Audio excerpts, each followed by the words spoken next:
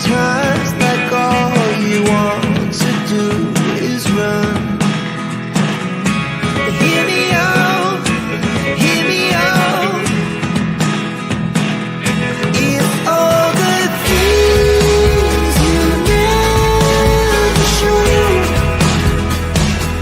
there are the things I want to know. Secrets start in your heart to slow. But if you don't want to tell me now, I guess I'll never know. Losing almost all my energy. It's getting hard to talk to you, and I'm the only one who speaks. It's all the things you never show.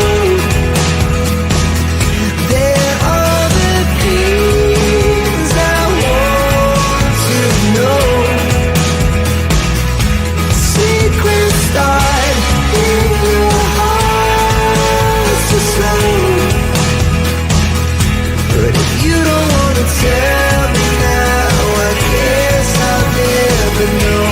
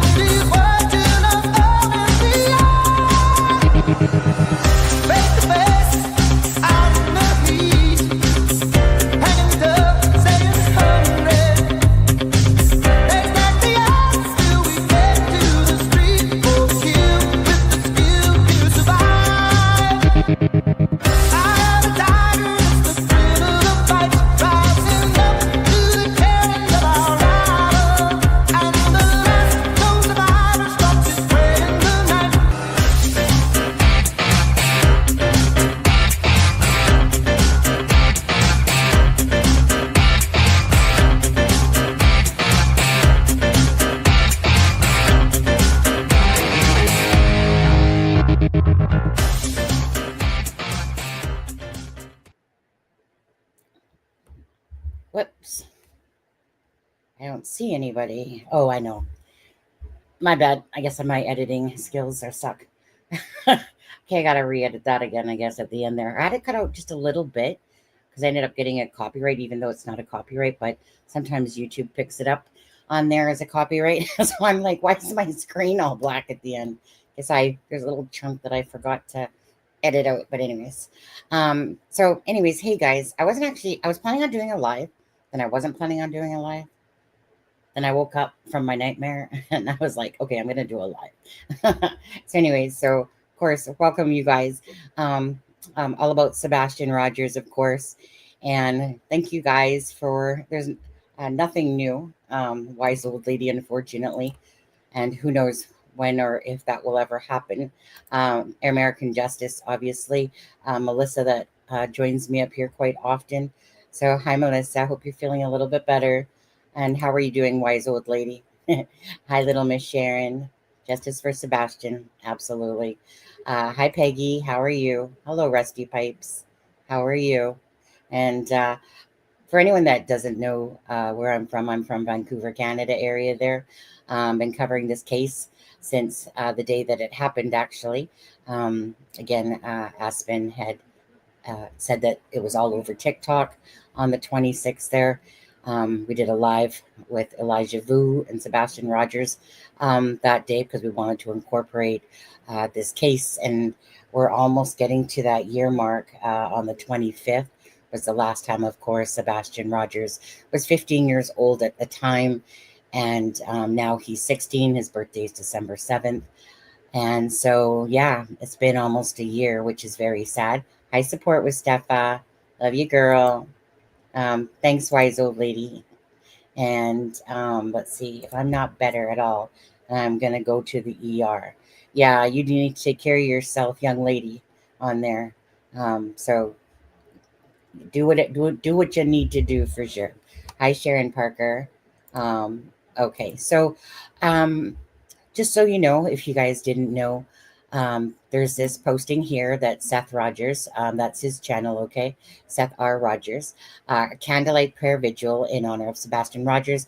Please join us as we ask for prayers and strength for Sebastian Wayne Drake Rogers, his loved ones, and most importantly, law enforcement in Sumner County. As we move toward the 1 year anniversary, we need all the strength, prayers, and unity we can get. So on Saturday, March 1st, 2025 at 2 p.m., Celebration of Life Church, 768 Forest Retreat Road and Hendersonville, Tennessee. Okay, guys. So again, if people are around that area or whatever, go out and support the prayers for Sebastian Rogers. You know, it's a very heartbreaking case, and it's a heartbreaking case. And in the title, it says, you know, the truth of it all. And the truth of it all is simply we don't know anything. And we're not going to know anything more until the darkness, as we always say, until the darkness comes to light. There's really nowhere that we can go with this case anymore that we've had to. We can sit there and look at Katie and Christopher all day long. People can look at Seth all day long, you know, and the truth is that it's a stalemate because no matter which angle you look at it from, there's nothing that can actually truly guide you. Every time you think you can go this way, you get stopped because it doesn't make sense. It doesn't make sense by cameras. It doesn't make sense at all, to be honest with you. We don't know if the truth of it is that maybe, you know, the last time that we know that Sebastian was alive ourselves is by, of course, the footage from the Texas Roadhouse. And after that, we've been told that Sebastian took out the garbage. And the way Katie made it sound like it was right away, like they got home and basically he took out the garbage. So they got home at about 6:30 that night. So let's say when they got home, probably Sebastian, you know, took out the garbage because, you know, they park in the, she parks in the garage all the time, right? Typically. And then, well, pretty much the neighbors say all the time. But anyways, so probably Sebastian took out the garbage right around that area. But again, we haven't personally seen footage. We can only go by a neighbor that had asked the LE cop or whatever if Sebastian was taking out the garbage. And according to Sweetie Pie Low, the neighbor that has the camera that can see the garage and the front door had said, you know, had asked that question when they handed over the information, their data or whatever, their digital camera data, and they said yes. But for all intents and purposes, we can, you know, think that Sebastian was home. But what time did he go missing? Was it 12 to 6 or was it earlier? Because again, at the end of the day, Ellie's not telling us, and we can just go by what the parents are saying, what Katie has said, which is 12 to 6. But that doesn't mean we have to believe that. That just means that at some point on the night of the 25th, that Sebastian apparently just, you know, disappeared, you know, from that home and has never been seen or heard from since. And we're almost a year at it. Now, I choose, even if we all know that statistics show us that chances are, you know, the worst case scenario usually happens in these cases. But I'm going to hold out hope that Sebastian was taken somewhere, and that, but I know it seems very unlikely, but because we don't have one way or the other, you know, the strongest thing I think that we can do is just keep holding out hope and prayers that Sebastian is still alive out there somewhere. I know it's not likely, but I'd rather choose that way to think right now than thinking of the worst case scenario, because that's not a pretty picture to think about. Um, no, none of this makes sense, right? Jesus, take the wheel, right? Carrie Underwood there. Hi, Ginger's girl mom. How are you? Yeah. New team in this case, JTTW. Jesus, take the wheel. There we go. Well, we need someone to take the wheel, because honestly, so I was going to do a live today, and then I asked Melissa if she wanted to. And then she said no. So I was like, you know what? I'm really tired. I'm just going to, come home. And my husband had made some pizza or whatever. And then I just lied down after that and just went to, I turned on a video from JLR. This is, you guys remember when this, I think her name, was it Melissa? Or there was this lady that had claimed that she knew that Christopher and Katie had did something with Sebastian, and she could only talk to Seth Rogers, and she was in this Facebook group. Anyways, I was listening to that video. Um, at the end of the day, as far as we know, it was like a nothing burger. But it's, or that old guy that came out saying that he had Sebastian, these Fruit Loops along the way, magically appear out of nowhere. And before, if anyone does happen to mention this to me, uh, don't worry.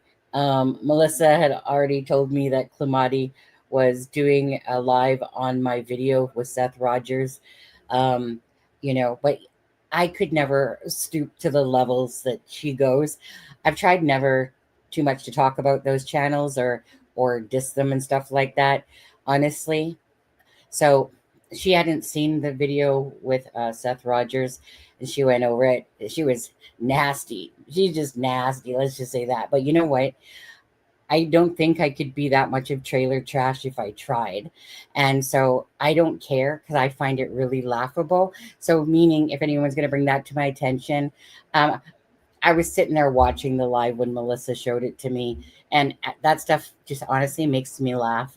At the end of the day, I think her wisest thing that she did say was that at the end of the day, it's another video, regardless. Do I talk a lot sometimes? Yes. So sometimes I know I do that, but again, she wanted to play it, so what? She wants to sit there and be nasty about me and talk like that, her and her husband. Don't care, honestly. At the end of the day, I think they got more subs out of it. I don't care. But so, anyways, so as for that, just in case anyone did want to bring that up to me, no need. It's all good. It's just laughable to me. But again, it's kind of like there's two sides in a sense going on, right? There's the Seth side and Christopher and Katie side, and they're on the Christopher and Katie side and stuff like that, and each to their own. And how they do their channels or want to be and stuff like that. Whatever. It's like, again, if people become more aware of the channel and sub up, then I'm all for that, because again, it just brings awareness to Sebastian's case, and that's what they are all about.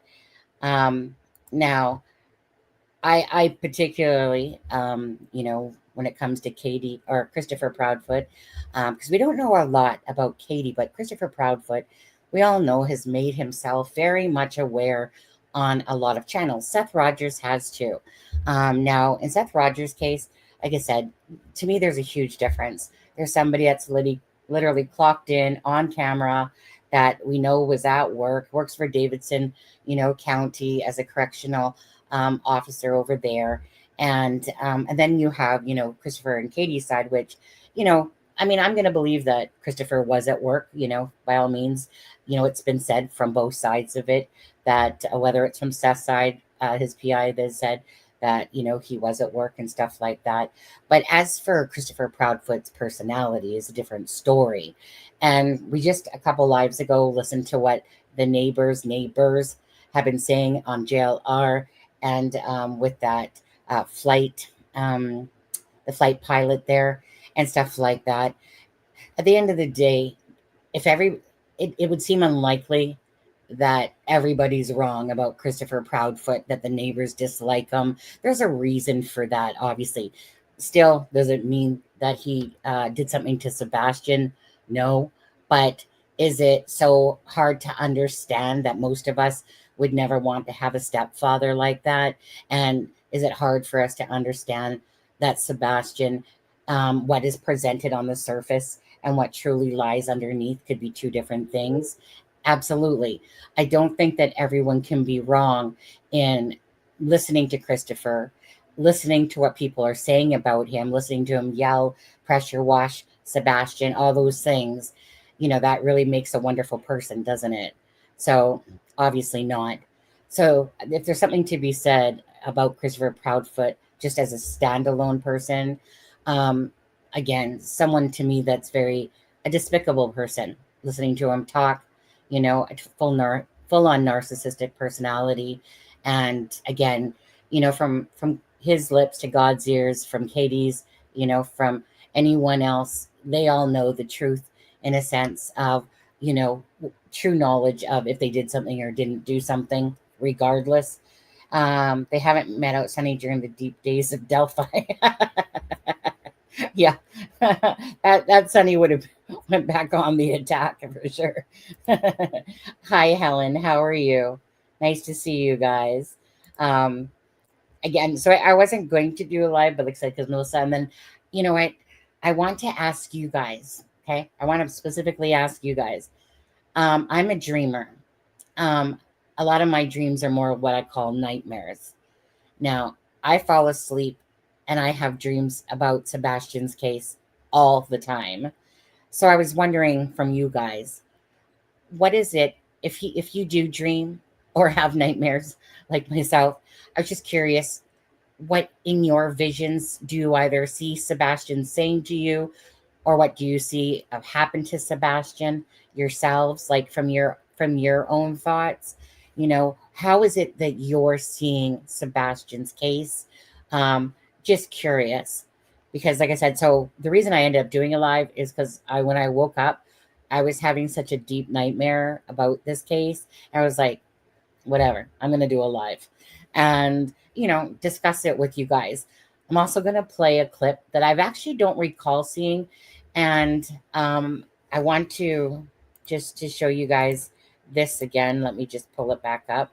So, as you know, American Justice, aka um, Melissa, that has joined us, she has made this amazing document uh, that has so many things, right? Just, tips, everything, right? On your left hand side here, you can click and you can go to things. So I kind of wanted to go back to that one with here because I don't recall this one and maybe I saw it, but I wanted to listen to it with you guys.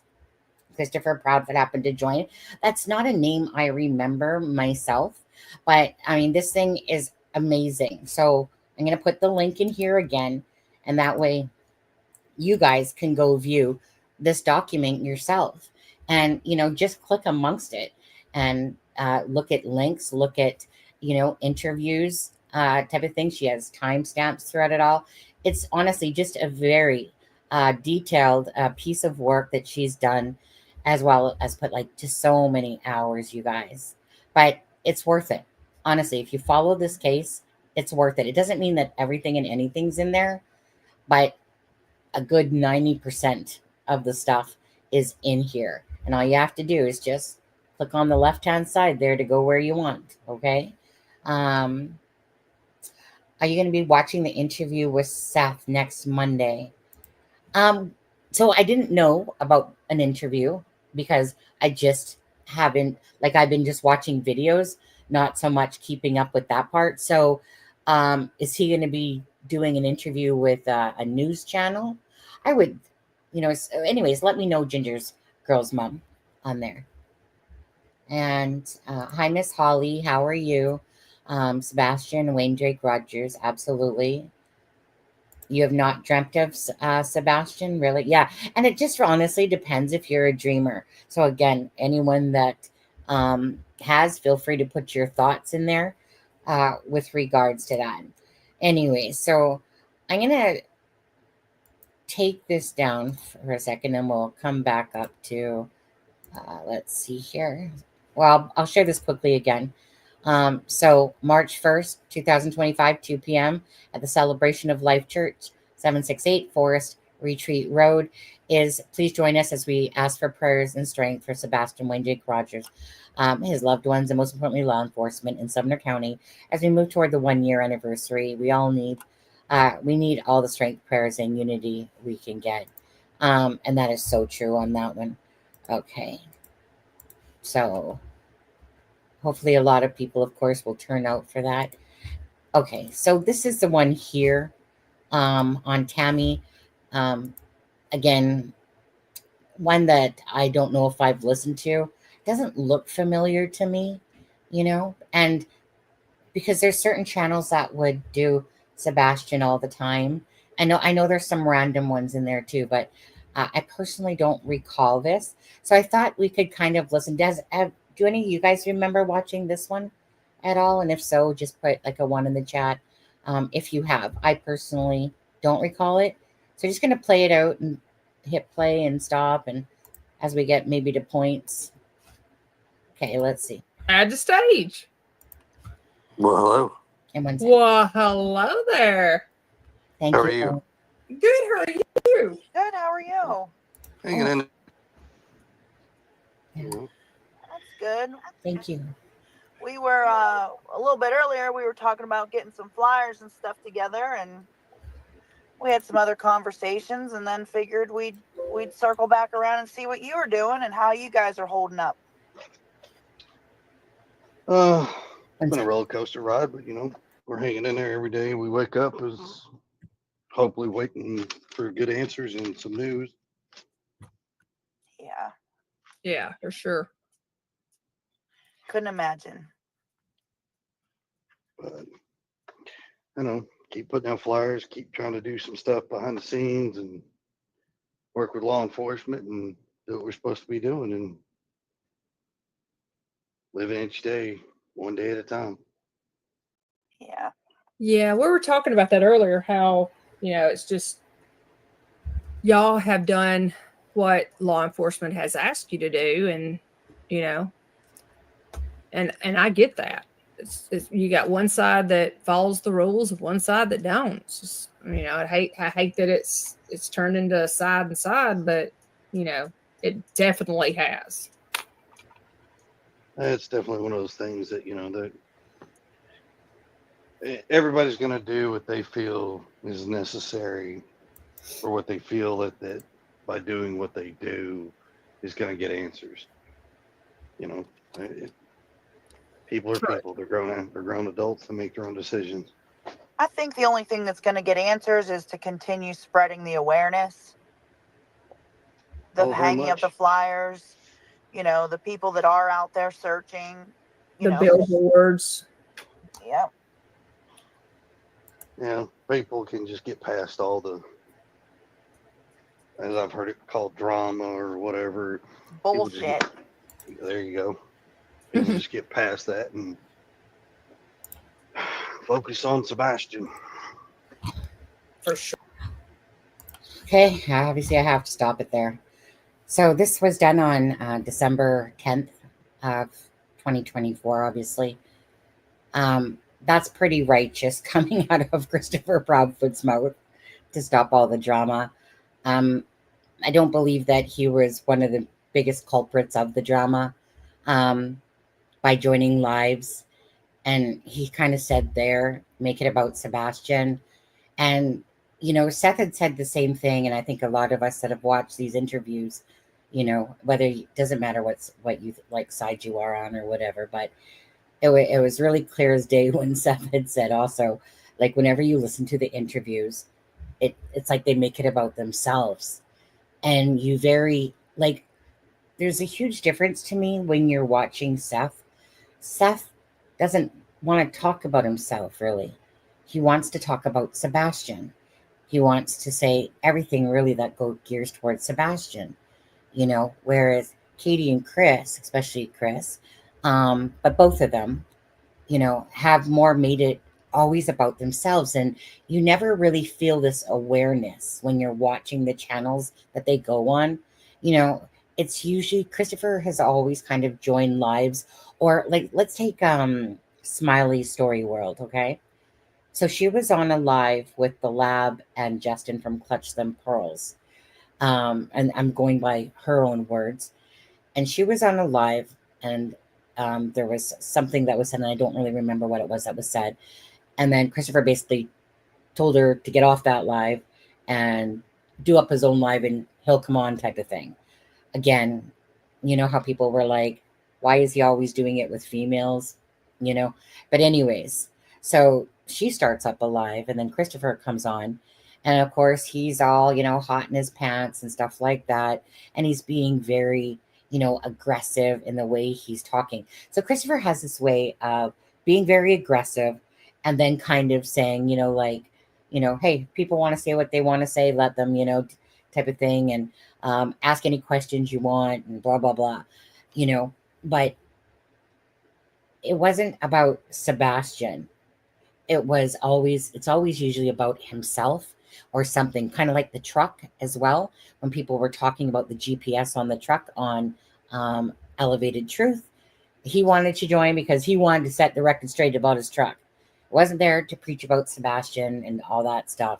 And that's the difference. That's the huge difference to me, is that Seth, you'll always see him focused on Sebastian and the exhaustion of him, the blood, sweat, and tears, in a sense, and just simply the lives are about Sebastian, versus the Proudfoots, want to talk about a lot of things to do with themselves. But Christopher has been known to join lives because he doesn't like something that's said about, whether it's a truck, whether it's anything, about him, whether it's his work thing. It becomes the focus of him instead of Sebastian. And what did Sharon say? Let's see here. Miss Sharon said that. Ginger says, I only have one dream, and it was about FBI SWAT team. The Proud Feed home. Ginger girls, where is their home now? Let's see. Sharon Parker, I feel your pain, hon. My arthritis. Oh, yes. She at the end of Sharon's comment, she said, I will survive. So she was obviously like the Eye of the Tiger song right there. And good question, Sharon. What was the question? Was there a question that I'm missing here? What was the question? Okay, I got to go back to my heated blanket bed. I'm going to let this play. Okay, Melissa. Biggest hugs, girl. You take care. If you need to go to the ER, get your ass over there. What are signs to look for? Like person's name, birthday, color, songs, last name, favorite, food, and drinks. That's our signs from God. Oh, I see what you're saying. So these are the signs to look for on there. Yeah. I'm a very spiritual person myself. And when I say that, I don't associate myself to be a cuckoo clock, for anyone that's ever followed me or whatever.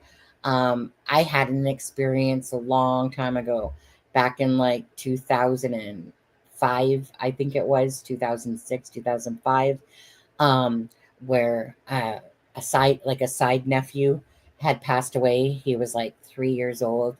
I thought he was 2, but he was 3, from meningitis. I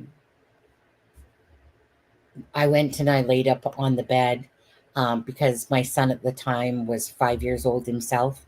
And because, again, being a deep empath, I just felt so much sadness thinking about the fact that this mother, which is my mom's other half, I'll call him my second stepdad because they were together for like 20 something years before both of them passed away. But he had, the oldest daughter was named Michelle, and Michelle had 2 children, Jaron being the son that died of meningitis. So, of course, you guys, when you're told that this child died on his way to the hospital because they thought he had the flu, and then when Michelle had come home, there was these little black dots on him, and so she was rushing him to the hospital, and unfortunately, he passed away on the way to the hospital. So when I was told that this happened with Jaron, and I had only met him a couple times personally, because I'd mostly lived away in Alberta, but even then, still, again, it's not like we saw Bruce's daughters, which is my mom's other half, all the time. We seen them usually on special events and stuff like that.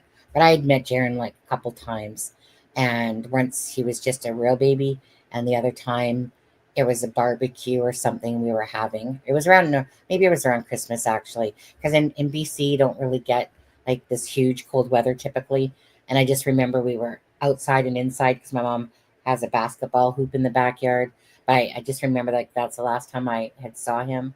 And so he was probably about 2 or so at that point. But anyways, so I went upstairs when I heard the news, and I just had lied on my bed, and I just closed my eyes. When your legs are dangling over the side of the bed, and I just threw my head back, and I was just saying to myself, oh my God, Jaron, I'm so, so sorry.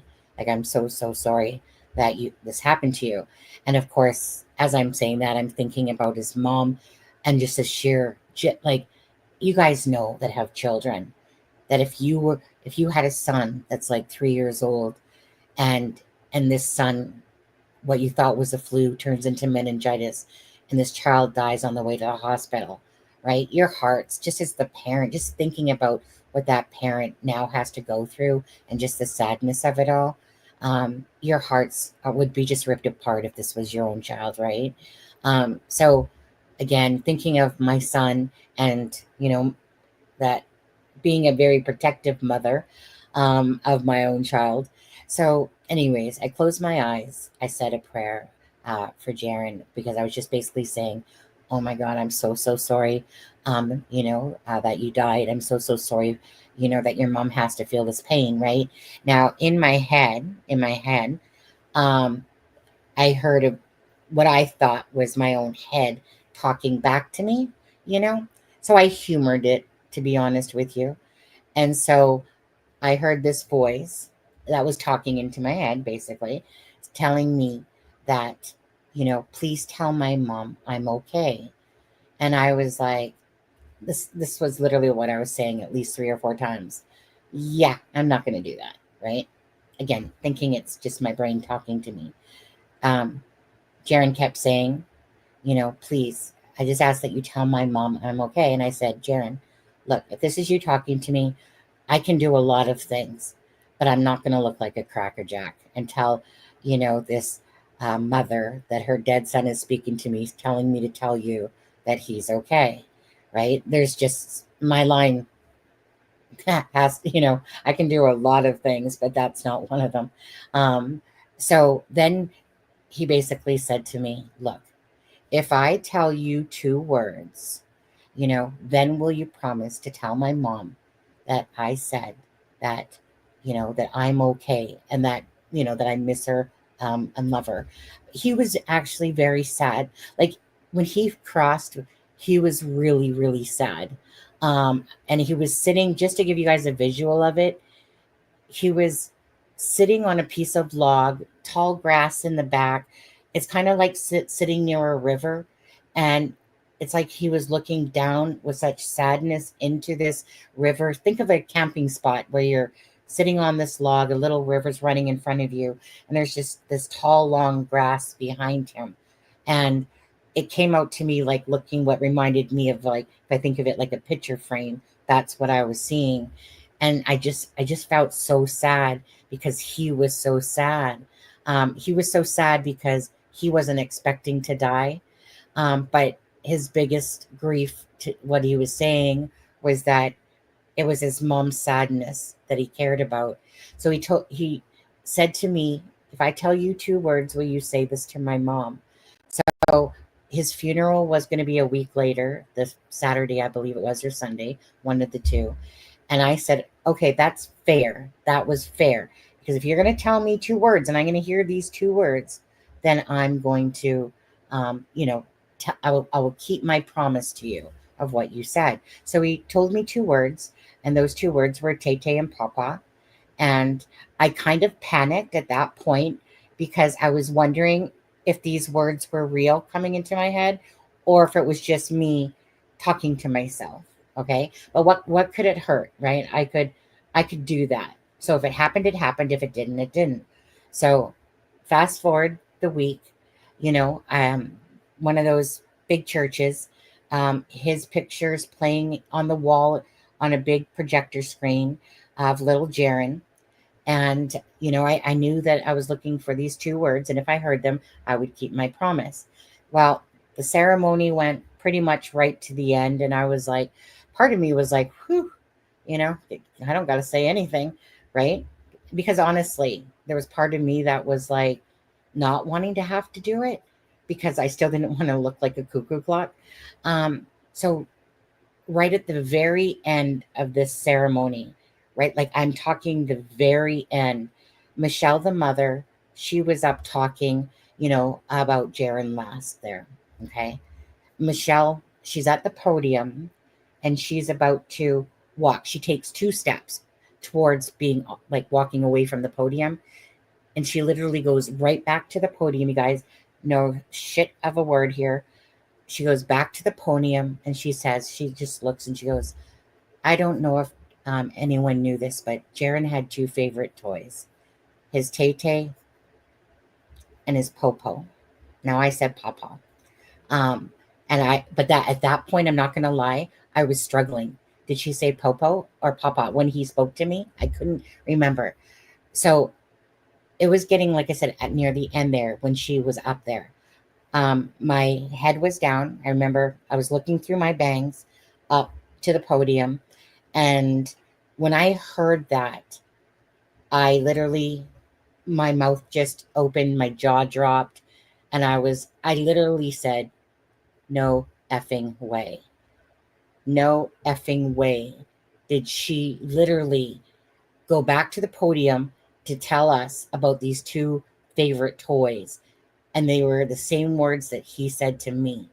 And I couldn't believe that I just heard that. And you want to talk about, you know, whatever you want to call that, divine, whatever. But that's exactly what happened. And as I was kind of cursing to myself because I was just couldn't believe that these words were spoken, I then turned around and smiled.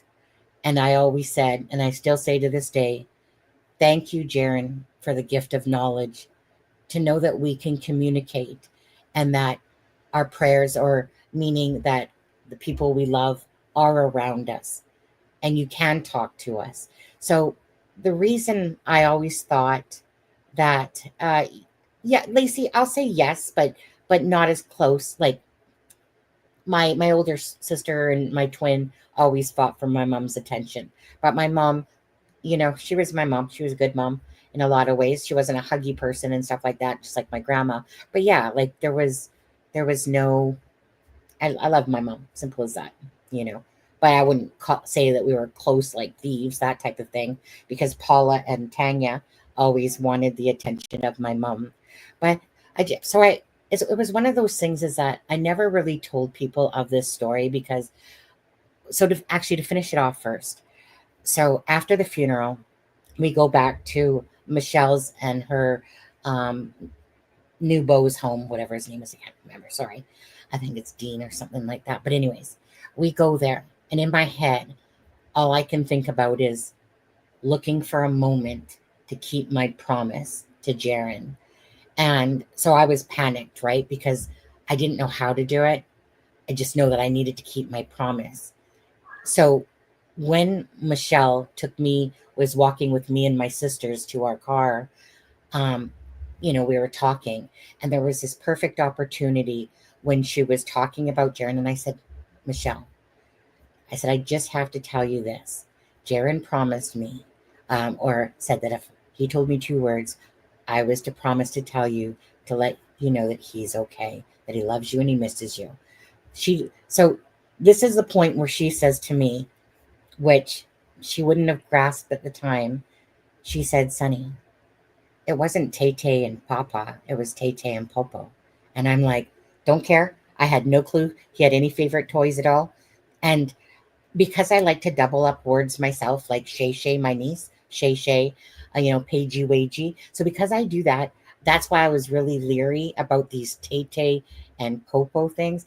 But for her to say that to me, she had no clue that I would have never known about these toys or anything. So, I ended up telling her like a year or so later, like, hey, Michelle, just so you know, da da da da da, right? So I knew that I would have had no clue about this, but she didn't say necessarily know that. She was just kind of correcting me on what the two words were. And again, I've always been so grateful for that power of knowledge. And that's why nobody can take that experience away from me, or a couple others that I've had, but that being the most prolific one, that just nobody can take that experience away. So people can say whatever they want. They don't believe in heaven. They don't believe that, the hereafter, again, everyone to their own. I personally am so grateful that Jaren gave me the knowledge to know that we can communicate. So trust me when I tell you, my mother, I'm like, Mother, go bug Tanya. She needs your help. Honestly, I don't. But there's so many times. So whenever you guys see 1111, it truly means that your loved one, a loved one from heaven, is around you. And just to acknowledge it, that somebody's basically coming by just to say hi to you on there. So that's what 1111 means. And I didn't know that for a long time. Me and my husband say, make a wish kind of thing. It's our little thing that we say. But truly, it's supposed to mean that a loved one is around you. And anyways, I've always been very intuitive, so it really bugs me in a case like this is that, yes, I might be intuitive in a lot of ways. I might have had that experience, but I didn't ask for that experience. Okay. That experience came to me, and I feel like it did because I'm a very open person, that I don't sit there and judge people on whatever they want to believe in or not believe in, each to their own, what they want to believe. But for me, when you have an experience, no one can take that away regardless. I'm too strong of a personality, but at the end of the day, you know what you experience. But a lot of people will look at you like you're a crackerjack. So going back to the original thing is, yes, I'm a spiritual person, but I'm a spiritual person in the sense I'm more like the Buddha way of life, you know, about just being open, just being, as not say as kind as you can, but kind, caring, and exude those type of personality traits as I go through life. That's kind of like someone like Cluminati, and stuff like that, or anyone else for that matter. Those words don't bug me because those people mean nothing to me, and so they want to try to, like, shit and stuff like that. It's not like I'm perfect. It's not like I haven't shit on creators. You guys know that, but not to that level, not to that embarrassment, to be honest with you. That's just, I mean, honestly, you'd have to sit there and go bleep, bleep, bleep, bleep for every time that she swears or something. But it's her way, it's her channel. It doesn't offend me at all. And it doesn't bug me. Some people it bugs because it bugs you guys sometimes to hear people talking like that, if you know who I am. But it doesn't bug me. So don't let it bug you either, because it's just someone doing their thing. If that's their way, that's their lifestyle, that's perfectly fine to me. Now, let me just go back. I'm sorry. So I was just kind of talking there. So yes, I figured that he came to me because I'm just a very open person, and I'm an easy outlet to come to for sure, versus my judgmental family and stuff like that. So I just feel like he was looking, that he found an outlet of someone that is spiritual and, you know, can easily accept messages or not, you know. I just choose to always have an open mind about everything and anything, because I never want to consider myself blocked in a box that I only think this way and that's it, or it has to be A, B, and C, or you have to whatever. The people that want to ever preach about, always the people that put down, okay, people like for instance, like myself, if they're a scientific type of person, again, they've limited themselves because everything has to be like on a freaking graph or this or something like that. Not me, not in my life. YOLO. Yeah. You only live once. And if those people want to live with that way of thinking and be one track mind or in a certain box, all the power to them. See you in heaven. Question. Okay, wait. We were there. Um, this is so touching and heart wrenching. Thanks, Eva. But I never ever talked about it for a long time.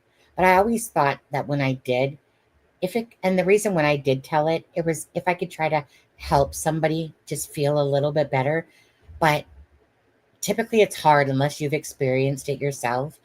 But in my head, my own knowledge, I'm like, little do they know that our loved ones are truly around us and we can communicate with them. And it's thanks to Jaren to giving me that power of knowledge. Because I think a lot of us question like what happens to us, after we pass and da and stuff like that, or do we and all that stuff. I don't need to guess that anymore. And I thank Jaren for that power of knowledge that I didn't ask for, but that I got. So, the power of money and stuff like that has never meant anything to me. It's about the power of caring and trying to be as best of the person as you can be, knowing that you're not perfect and stuff like that. But it's just, I don't know. I've always just smiled and been very grateful to Jaren for giving me that gift of knowledge because I think it was a beautiful thing to learn that they can hear us, So if anyone takes away that from this today, then, great, honestly. And if you don't, and you think I'm full of shit, go ahead. It doesn't affect me personally. I would just like people, hopefully, to understand that we can communicate or they can communicate with us. And to perhaps, if you have a closed mind, just open it up. What's so wrong about letting, just knowing that anything's possible? So to be closed minded and judgmental, if that's the way you want to walk through life, then so be it. I refuse to. I refuse to. That's why just a YOLO type person, you know. But anyways, let's see this. Ginger's Girls, my son is blind, or 34, blind, with a fluid pocket on the brain like Sebastian. My son and I have been praying for Sebastian to be found since the beginning. Thank you for sharing that, Ginger Girl's mom. And prayers to you and prayers to Sebastian from both you and your son on there. Oh, shoot, Sharon. Too busy talking. It's only 8:17 my time, but yes, exactly. If it's ever an 11 and you catch that, I just go, hey, mom, or I just say, hey, who's ever around me. For me personally, I always get a tingly feeling. I have for like many, many years. It's like that whenever I get a tingly, like when a song or something impacts you and a chill goes down your spine, in a sense, that's what happens to me when either I'm reading something or when someone's trying to tell me something or just coming by to say hi. It's like I would always say a prayer for my son when he went to school, and I'd be like, so my son's we'll call him, say, guardian angel in a sense, is his grandma, which would be his great grandma actually. And so I would always say, all right, grandma, do your work, but I always got that strong tingle down my back that let me know my son is going to be just fine, so it's always like grandma's doing her job over there and stuff like that. But like I said, it's just for me, it's this strong tingle that goes down my spine that always has. Each to their own, again, whatever maybe thing that they connect with. God brought us together talking about sign tonight on there. God, signs tonight. I think that's what you meant. Good evening, Crafty. How are you? And we're gonna get back to listening. Hi, Tim is like legacy. I know that and I want to apologize because I'm really sucky at names. I know you've said your name before, and like I said, you come in to support other cases because of your own story. I know Melissa was saying how she would like you to come on live with us and talk about your story. If you would like to do so, just please email me at acrommingshame@gmail.com, because I know that you have a story to tell. And I also know that you're there to support other cases, of missing children, missing and the murdered. So let me know if you're interested in that. I'm so sorry that I don't remember your physical name because it's been a long time and I'm just not really great at names, to be honest with you. Smart woman prayer is power. On there. Okay, so we'll go back to this and Sure. And you definitely have, you and Katie have a lot of people that are behind you and supporting you, as you can see in our chat. Well, we appreciate. I don't think I can see the chat, but we You we can greatly appreciate. if you push. I don't know what your phone looks like, but under your box it says stage, comments, chat. If you click the comment one, you can see the chat. Oh, okay. Didn't even know that. Barbecue's all about teaching somebody how to do something. thank you, Barbara. Yeah, so this is my first time doing a YouTube by myself, so don't be judging me if I don't know how to do everything correctly. But I did get you up here, so that's a plus. I struggle to figure out all this stuff as well, so we're in the same boat. Yeah, for sure. I even learned how to play videos on here, so like, Oh yeah, I've even stepped it up. So she there did a you go. good job. I was surprised. So how's everything going down there? Did you guys y'all don't get any of that aftermath of the hurricane, did you? We did not. Nope. We didn't even get rain. We totally missed it here. This is December 10th of 2024. This Thank God. interview. I was, I almost went down there last week, but then the more I thought about it, it's like there's barely any resources down there for people. I don't want to be just an extra person, but there's a lot of people doing a lot of things for down there. So like, I think the government should have came in a little bit better, but it restores your faith in humanity to know that your neighbors and community members and people from all over, not even just in your town, states away, people are coming together just to help people survive. Mm-hmm. Literally. Yeah, the sad part is it takes a catastrophic event for people to rally together to show support for one another than just doing it as your everyday just fellow man used to do, helping one another. Yeah, I agree. I do have faith in humanity. I think we will eventually get back to it.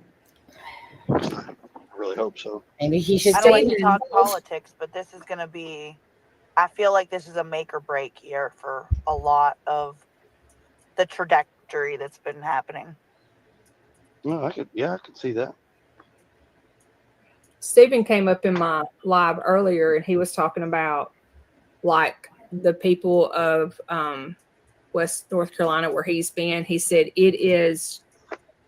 people come together, when stuff happens. He said, but the way that community has come together for each other, he said, is like, I just can't help but notice that. Have we really heard them say like Sebastian yet? Like they're talking about a storm and getting together, and Chris is preaching it to their freaking, I don't know, he's preaching it to what about the whole, be nice and how it takes an event like this for people to come together.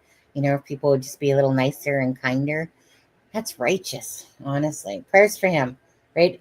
You guys, prayers for Christopher Proudfoot. If you're going to preach it, do it, in a sense. But I'm still really waiting to hear him literally talk about Sebastian so far on this one, or to hear his name. nothing he has ever seen in his life. Yeah, I've heard some of the things he's done. I listen to his lives every so often and whatnot. It's pretty heartbreaking. It kind of reminds me of Haiti, when the tsunami hit Haiti. Oh yeah. Yeah. Tsunami hit Japan. Is this what we're listening to? Really? Yeah, I agree. Seen all that firsthand, so that's. Were you in the Navy then? Oh yeah. I don't even know when that happened. I'm trying to. What year was that? Oh God. I didn't always stay up on current events. 2012. Oh wow. Yeah, I'm just like, right now I'm just thrown off by the fact It's been a while. It's been a hot minute. that we're talking about this. So what exactly happened? Well, I mean, you just had a tsunami wave that walked in, and I mean, it just wreaked havoc on the entire. Okay, let's just go forward and see if we can get. Yeah. You know. Your weather dynamics is so different out there. It is. Like right now, all of our leaves are damn near falling off the trees. Wow. Yeah, ours aren't. Not quite. No. Yep. Not yet. Okay. I think I'm gonna go for a hike tomorrow. I was gonna go on my TikTok and go for a hike. There's a spot that I hadn't listened to it. But you go through the woods across the ridge line, and then you can climb up. Honestly, I haven't listened to this. I didn't know which direction it was going, but this is kind of what I'm talking about. This is probably the most that I'm listening to all this stuff, and it's like, why did you come up there again? And then, like, I get it. I mean, don't get me wrong, but I thought the purpose was to talk about Sebastian, and all we're hearing about is hurricanes and tsunamis and different things, and I'm still waiting for it to be about Sebastian. Maybe he was just bored that night and just was, scrolling around YouTube going, you know what? They got a live on Sebastian. Why don't I just pop up there? I'm kind of bored type of thing. This one little Just spot. play it out. Be right back. And about 30, 40 feet up, you like rock climb up the side of the thing. And when you get to the top, you can see for hours. That's cool. It's kind of like Lookout Point up there at the. Yes. Where you can see how many states can you see there, Chris? It's like Kentucky, West Virginia, Oh wow. Maryland. Yeah, you stand in one spot and you can see all it's like these 6 or 7 states. Yeah. Yeah, it is. It's so cool. Just take some binoculars and I'll wave to you guys. Take a telescope. I got a telescope actually. Maybe if you use a telescope, you could see me waving. Well, they had those things up there. You put the quarter in and you look through it. Oh yeah, the timed out binoculars. Yeah. Speaking of telescopes, there's supposed to be some type of meteor showers going on this whole month of October. Is it? Mm-hmm. We had to go out and find the moon for one of a TikToker that we're friends with because she thinks the moon's disappeared and she lives in North. She lives in North or South Carolina, y'all. She thinks she can't find the moon. She thinks it's left. It's left her. Did you guys get to see the Borealis the other night? I seen pictures of other people's. Yeah, I didn't. You know what's crazy is I have a really, really nice telescope. I like, because we're coming down to Nashville. Okay. What the heck? I literally went to the bathroom and came back. Like the place we're staying has a rooftop. Not even I'm thinking how I can get that telescope. Let's try to find a spot. Oh no! My phone up and turn it a little bit to the left, and I connected to that satellite. Oh my god! I walked. Now, did you grow up in? Did you grow up and go to school in Tennessee? Mm-hmm. I attended Tennessee schools. Yeah. Okay. All right. I wasn't for sure. I lived at the bottom of a hill and I walked up and over the hill. When I say a hill, I'm not talking a little itty bitty hill. I'm talking like you gotta lean forward to walk up the hill. Was you barefooted and was it 3 foot of snow? Oh my god, are we ever going to talk about Sebastian? I mean, is that something that can be requested by the family? You know? Wait, is this something about Sebastian? I mean, what I can tell you is, I mean, the same thing they would probably tell you. Right now, there's nothing. There's no leads. There's no Finally. anything. Right now, we're just kind of like, we're waiting on the one. There's got to be, in most of these cases, there's always one thing. Mm-hmm. It's the one thing. They just need one Mm-hmm. for it to break, and then, everything starts falling into place. And we are all waiting on that one thing. What is that one lead, tip, overlook of something? They're constantly looking at things. It's just, I wish there was something to go off of, but I mean, there's not. And I mean, it's gut wrenching. It truly is gut wrenching. I believe, and I really feel strongly about this, I think that there's been so many rumors circulating and theories, and like, I don't, like, we've gone back and listened to interviews from the way beginning, from, interviews that you and Katie has done, interviews that, the father has done. And I think that so much has happened in between then and now that it clouds the memory, first of all, and people start to fabricate what they think, and they do start to. Okay, gonna stop that there for a second because, we finally got to the Sebastian part. No offense, but quite a long time there before they actually started talking about Sebastian, or the case, I should say.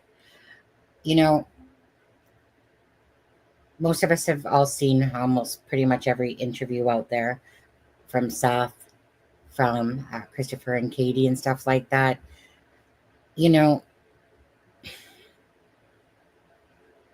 With Christopher,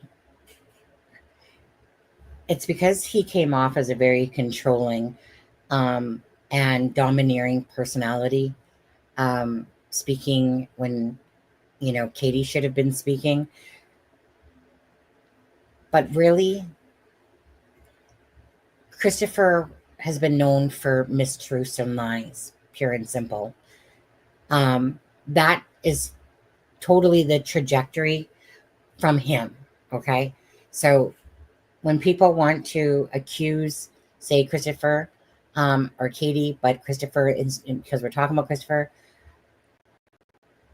he felt the need to lie and to manipulate the audience in a sense, instead of just being forthcoming and truthful, and instead of lying, about the polygraph, instead of lying about, or saying things like fun fact, or again, just caught in so many mistruths and misspeaks because he couldn't seem to remember something that he said this time versus that time, or just simply clear lying. It's because of that instantly, not only did you have people already looking at you because you're a stepfather, but it was his mouth, it was his controlling personality, the domineering, the takeover. We were pissed off because Katie, right? Why? If you're sitting there with Katie and Christopher, and he wants to be this commanding man, like the knight in shining armor that's rescuing his fair maiden there so that she doesn't have to speak. We didn't want to hear from Christopher Proudfoot. We didn't mind if Christopher Proudfoot spoke, but as long as Katie was doing most of the talking because it's her child. We all know that we've all had issues visually understanding a mother not screaming from the rooftops, that, like, even to this day, a year later, we see cases like Dylan Rounds where the mom just won't stop, right? We see, of course, Kylie Rodney and stuff like that, the different cases. What's her name? Gabby Petito, right?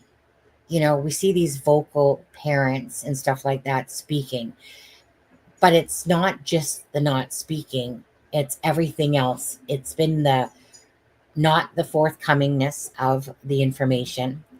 And I really, these people that sit there and say, well, Katie and Christopher and stuff, they don't owe you nothing. Like, they don't owe people nothing. I honestly, those comments make me puke, to be honest with you. And the reason they make me puke is because, first and foremost, they're the ones that came to social media, right? And if you want people's help, then you best damn right be honest and truthful. Because people, and we're not talking about sitting at home with a group of friends that you can try to convince otherwise. I mean, one of their friends that's known them for all those years on JLR, as he said, came up to him and said that they didn't realize. Keep digging, JLR, keep digging. Why? Because she didn't even realize, for as long as she's been friends with the Proudfoots, that she didn't know what was unearthing under the scenes. All that stuff with the CPS reports or the neighbors and stuff like that. This friend of the Proudfoots had no clue about stuff like that.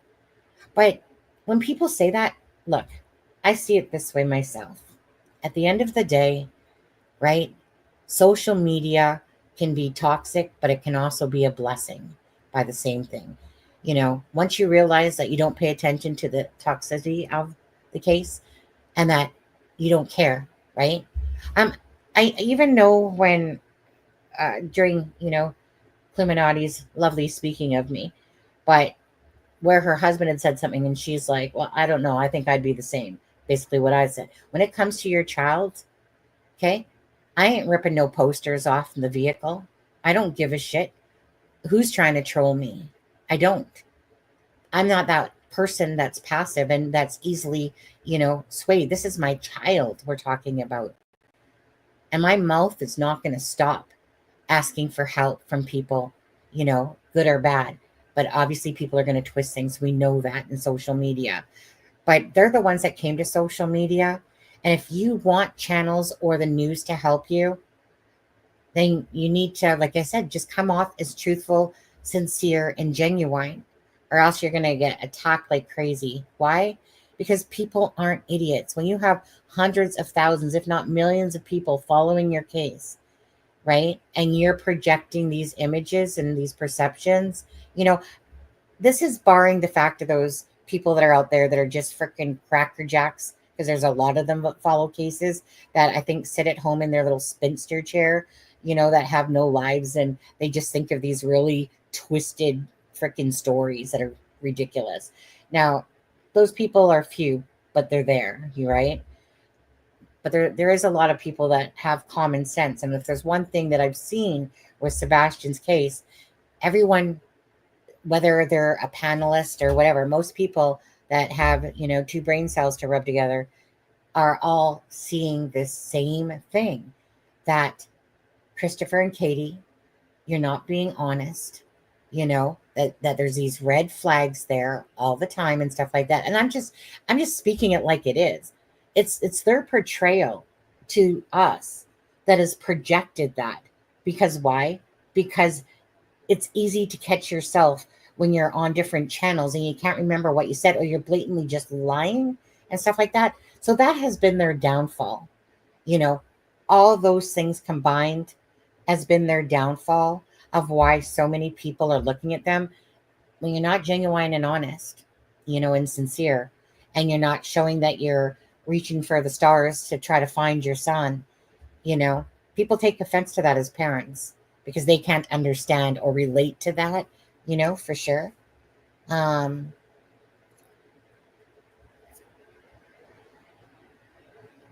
Oh, did you, Sorta Morta? Let me just see. When was this? This interview was in December 10th, just a couple months ago on there. See? And then you're saying this, right?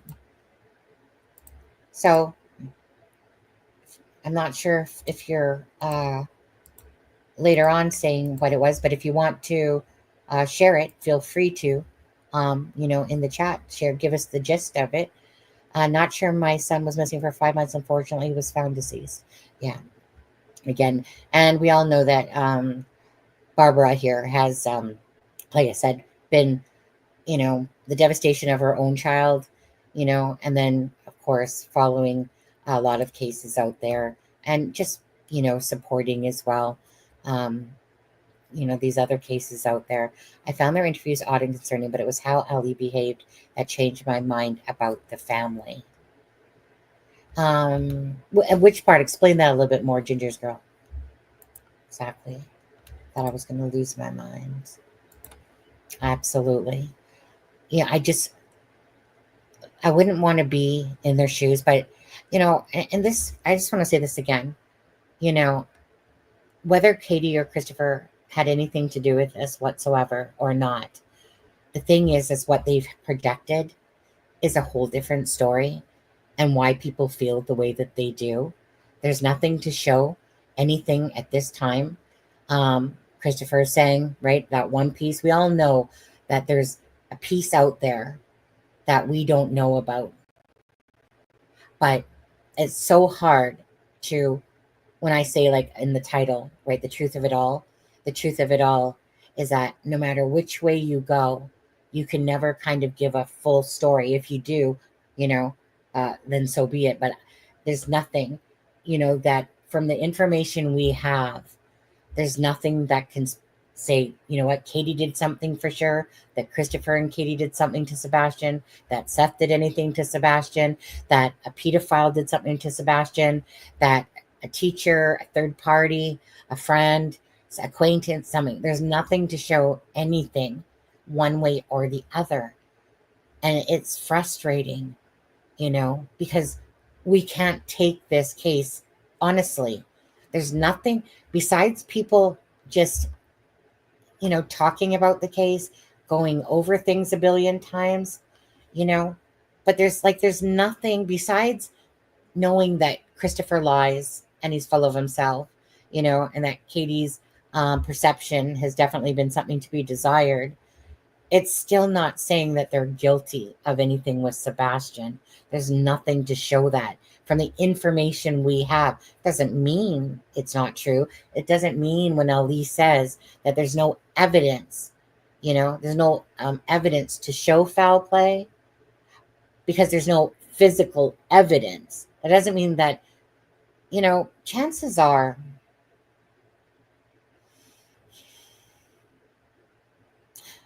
let's say they find Sebastian's body. Let's say they do. Unless there's something that can physically tie, say the Proudfoots, let's just say the Proudfoots, to Sebastian for foul play, honestly, unless they have some good circumstantial stuff, I honestly don't see charges coming about, because if they don't have any evidence to show blood, a body, well, the body, if it is found, right? So if it's a conch over the head with a flashlight, but that flashlight is, you can't use it because it's contaminated or whatever, so you can't get any evidence off that. So if there's nothing literally to tie it in a nice little bow, Sebastian's case would be probably one of those unsolved mysteries for a long time, to be honest with you, because it's been a year and it's one of those things. So unless there's physical evidence that they could tie, if the Proudfoots had anything to do with it, to it, or some, I just don't see it happening. I'm hoping that, and this is like, a Hail Mary here, I'm hoping that either the Proudfoots or someone that cares about Sebastian has him hidden somewhere, and they think that they're doing the best for him by doing that, because it's so strange and unlikely to think that a child left home barefooted with nothing of his that meant anything to him. That's so absurd to even think that a child leaves the home by himself, takes nothing, locks the door. We don't even have to believe the locks the door part, but there's screens on Sebastian's window. Trust me, I don't think that child went out the window whatsoever. because when you look at the home, it's got the blinds, and it's in a panel of 4, but it has, you know, the big screen that's on it. If you're looking at the house from the pictures that are online, you'll see that besides that one window in front where the living room area is, the rest of them have screens. And that's what Sweetie Pie Low had said, that the neighbor had said, that there was screens on all the windows. So I honestly don't believe Sebastian went out that window and then, you know, remove the screen, put it back, you know, and stuff like that. Doesn't seem realistic to me either. And possibly the front door is the way he went out. You know, again, we don't know if what Katie's saying is true. Was the door locked, or did she lock it herself and just said that the door was locked? But to sit there and try to believe that line is virtually non-existent, right? To think that somebody came in the neighborhood with a vehicle and was a pedophile and somehow, you know, ninja'd all the freaking cameras along the way, you know, and managed to take out Sebastian from his home seems so unlikely. To think that Sebastian, like I said, left his home with nothing and again ninja'd all the cameras and just simply disappeared into thin air. You know, is it possibly? Yeah, it's there. But it's so strange to try to think that there's no cameras, no footage, you know, with all these cameras that are around there. It seems so unlikely, right? So we know of 2 cars. So unless, and again, I believe that there was only the 2 cars. If I'm basing that on what Bobby, busybody Bobby there, binocular Bobby, and what SF has showed. But if I'm kind of going by that, they had cameras to watch. The people on the street that had on Kellen, that had the cameras capturing the Uber, and as well as the 258 car going up Kellen, the one that was parked on Stafford, we would have heard that there was another vehicle, but we haven't heard that, right?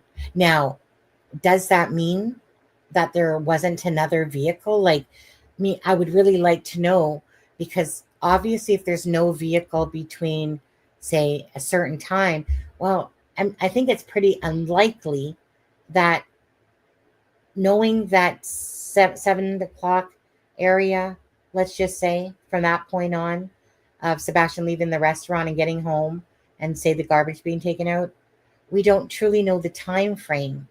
We know that probably there's other vehicles that were in the area, but you have a garage light on, 2 garage lights on Katie's side of the house.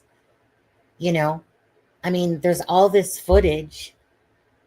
If Ali had anything of another vehicle coming in being suspicious, so there probably was other vehicles during that time frame of 7 to 8 to 9 to 10 to 11 or whatever. But there's, if there was any suspicious activity, Ali, of course, wouldn't have come out saying that from all the footage at that point, there's nothing of any evidentiary value, you know? And so we don't have any information beyond what we get. Simple as that. So is there something more that, of course, that they know that they're just not sharing? I don't know. Like, I don't know how much more really, because this really feels like one of those cases where they're just at a loss themselves because nothing is showing what happened to Sebastian, as if he just went poof, you know? But anyway, let's see here.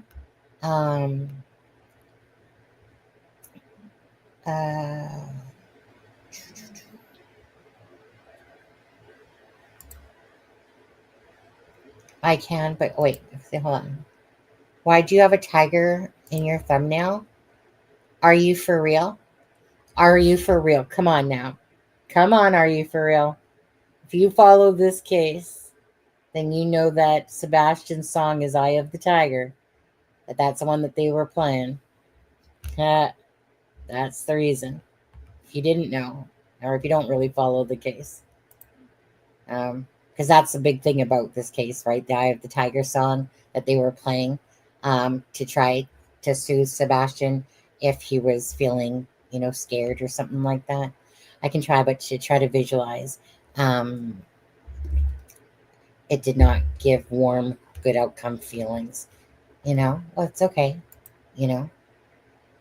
It's very uncomfortable about this. I know. I've been screaming to the mountaintops. Yeah.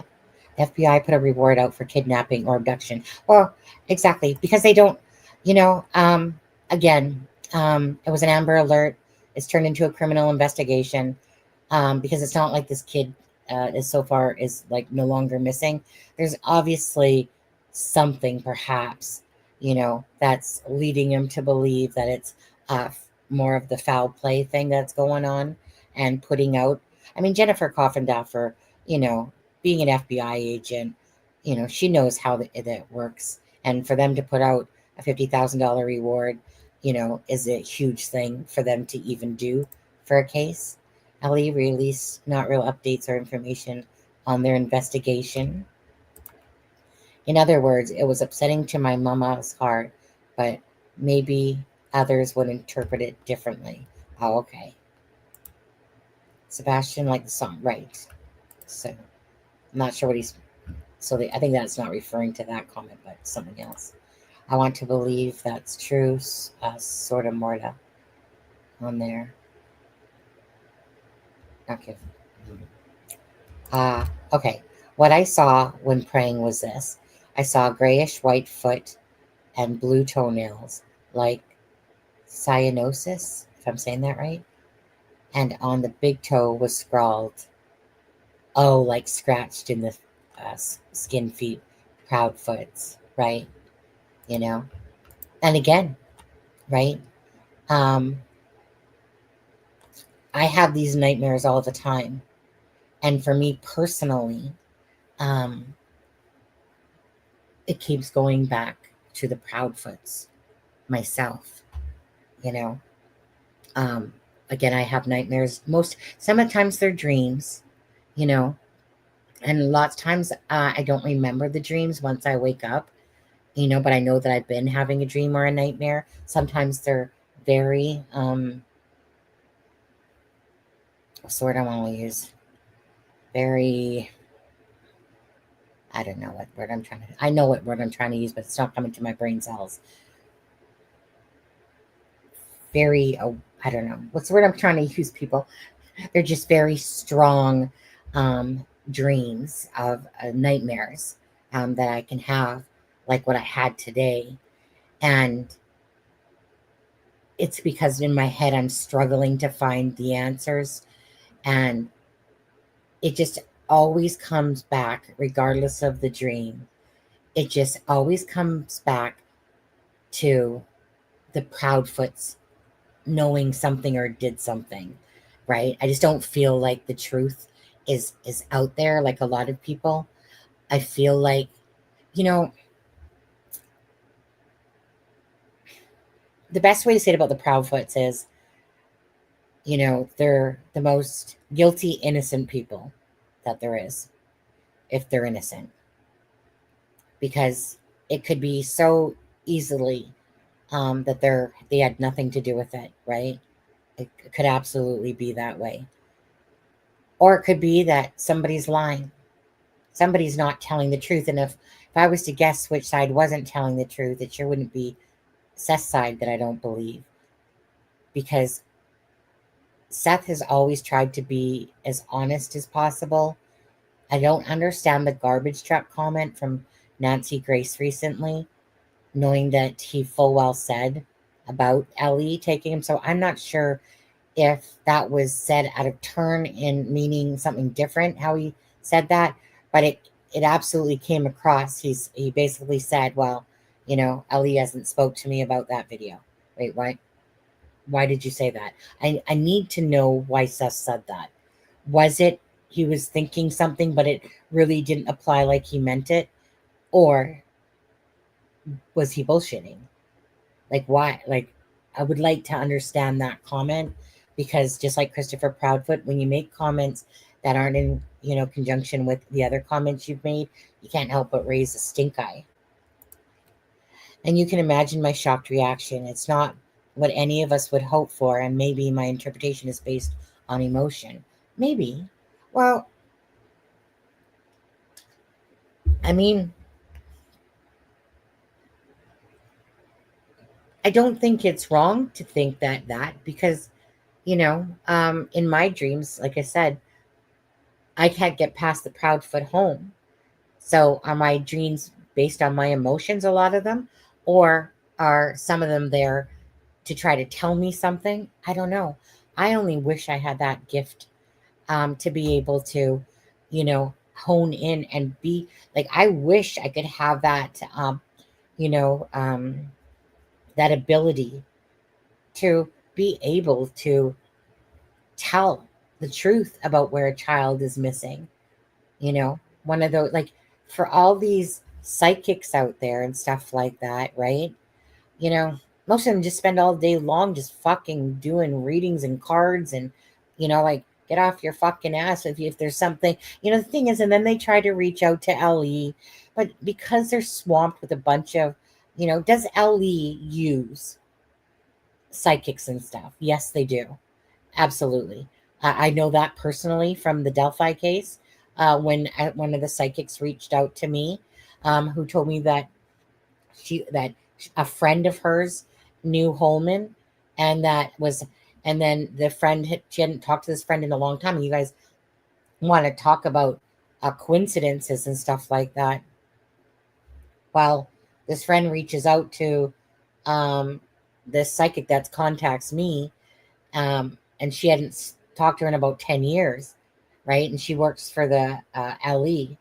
And, so one of those things, again, coincidences. So in turn, they're talking about they end up talking about the Delphi case. And the psychic, is giving this friend that she hasn't seen in 10 years, some information about the case. So then that LE friend says, hey, do you mind if I, get Jerry Holman or whatever to contact you? So basically, they do. I'll just cut to the chase on that one. They do use them. They did so in the Summer Wells case when they denied it, because, again, right, they don't usually self-admittedly say that out loud. That's where they'll kind of lie to you and be like, nope, didn't use anybody, didn't use no psychics. And that's a lot of times when they lie to you, because honestly, when they have no clue, sometimes they go to the psychics to ask them for help, to see if they have any sort of thing, because there are some good ones out there. There truly are. And what do you think happened to Sebastian? My answer is I don't know. I don't know. But if I had to pick my strongest feeling, let me think about that, actually. I'm kind of torn when it comes to that answer, because I flip-flop between somebody. Okay, it goes back to the Proudfoots, no matter how I look at it, whether it was somebody took him away or Katie took him in her vehicle somewhere and handed him off to somebody. My strongest feeling has always been that Sebastian was given to somebody from the Proudfoots, and that he was taken that way. That's how I've seen it. Could be totally, absolutely wrong, but that's where my gut is. I don't know if it's because I choose not to look at the death side of it, that something could have happened to Sebastian in the bedroom. But I'm just trying to be realistic with Katie's timeline as well. To sit there and be gone for 20 minutes, and to heave a body outside and put it in a ditch, like, that just seems really hard to understand. To hand him over to somebody, perhaps, on that drive seems more realistic than anything. What do you, I mean, again, for anyone, tell me your thoughts on it. Tell me which way you lean towards the most with Sebastian. Like, if you say Katie and Chris, or just Katie or whatever, say why you think that. Why do you think, like, what is making you think that? You know, he's still looking for his son. Absolutely. I don't think Ellie showed Seth the part of the video that showed the flashlights and the car. I think they showed him the part with the trash truck. Well, the thing there, though, Ginger, is I have to include Christopher Proudfoot, who was talking with Gray Hughes. And even when Seth was talking, Seth did this movement when he was saying how they showed them the video from the 9th and the flashlight video. And he literally went like this, right? Because the lights, as when finally Christopher did speak about them, say to Gray Hughes, it's about the lights being here up on Honeysuckle, and then whatever the light this one was deemed as. And Seth made that motion. So because of that, if it was just the garbage truck, you're not going to make that motion because the garbage truck is, you know, the one going down Kellen. I don't know. You know, this is what ticks me off, is that Seth and Christopher, they come back, of course, because even though Katie's seen it, but she's never spoke about it, but they come back and they tell how Ellie told them, right? Seth said it on an interview with the news, you know, and then when Pascal had asked him about it, they were very detailed in what was said to them about the timestamp being stuck at 3:11, you know, about the garbage can and it being up on Honeysuckle or whatever. Hence why I guess this motion, and that the LE wanted to be very clear.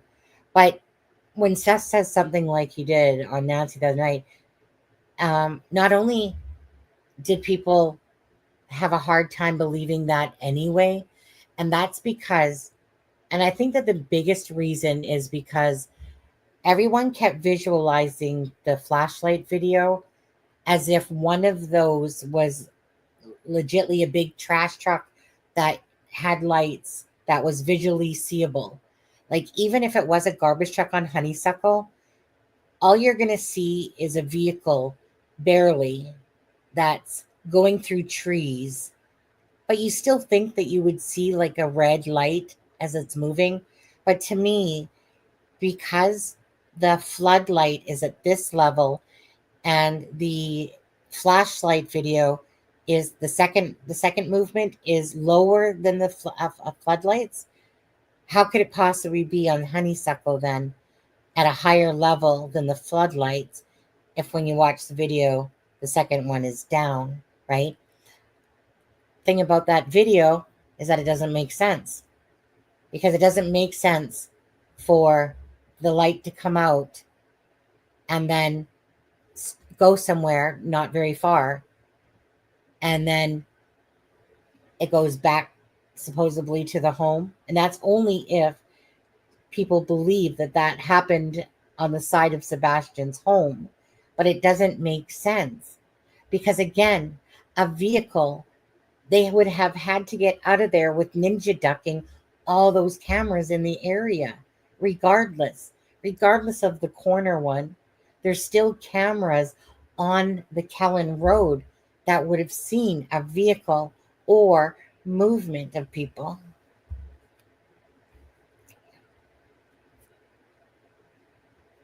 Hi, Victoria.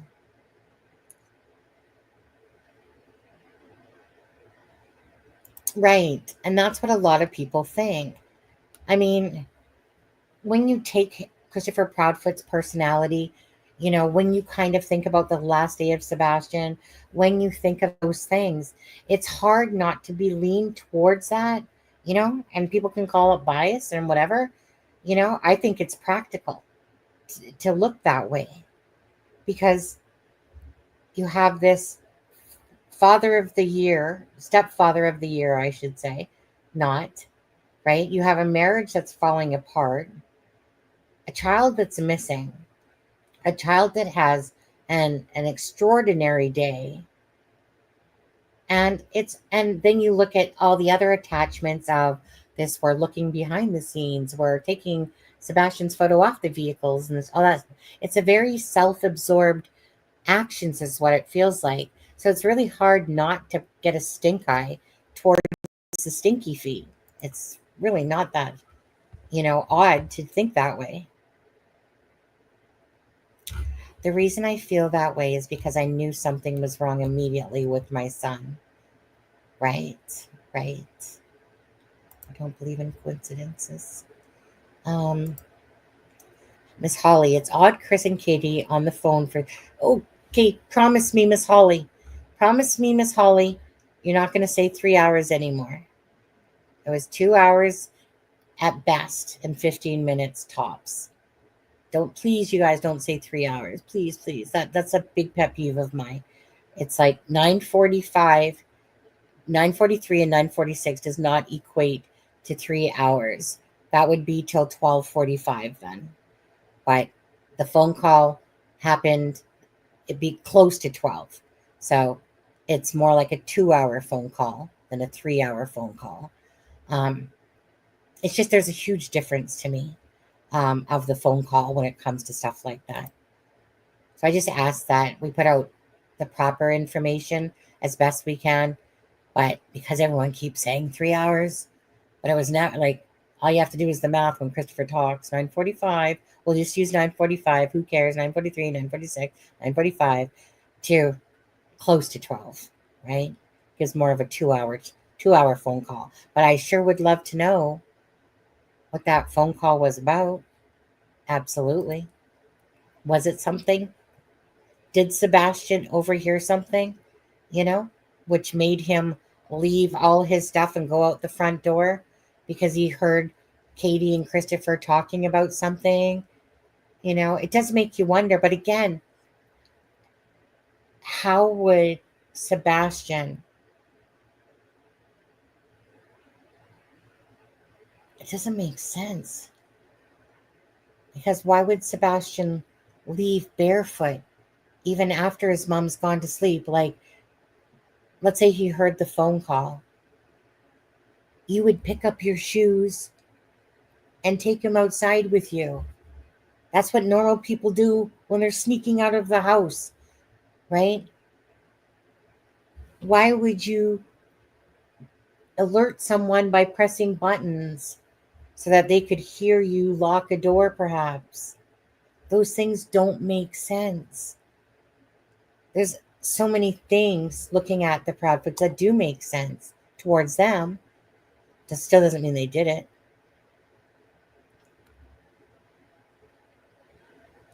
Right. 12, that's exactly 2-hour and 15-minute phone call at best. I mean, they said 12, close to 12 type of thing. So, like I said, 2 hours and 15 minutes tops. Right? But again, I mean, this is based on their thing. But, something like that, you'd have to be a dumbass to lie about a conversation, like a time-wise. Right? Because we all know that digital data is what burns people, typically, is the digital data. Now, Christopher Proudfoot, he might be a narcissist, but he's smart. Katie Proudfoot might act like she's a meat cat, but she's smart, right? So I could easily give them credit for masterminding a plan. I could, because you have two wise people that maybe their personalities suck, perhaps, but you do have two wise people. So it wouldn't faze me if it was a pre-plan of some sort, and they covered their tracks really good. And I'm just saying hypothetically, okay, on this one.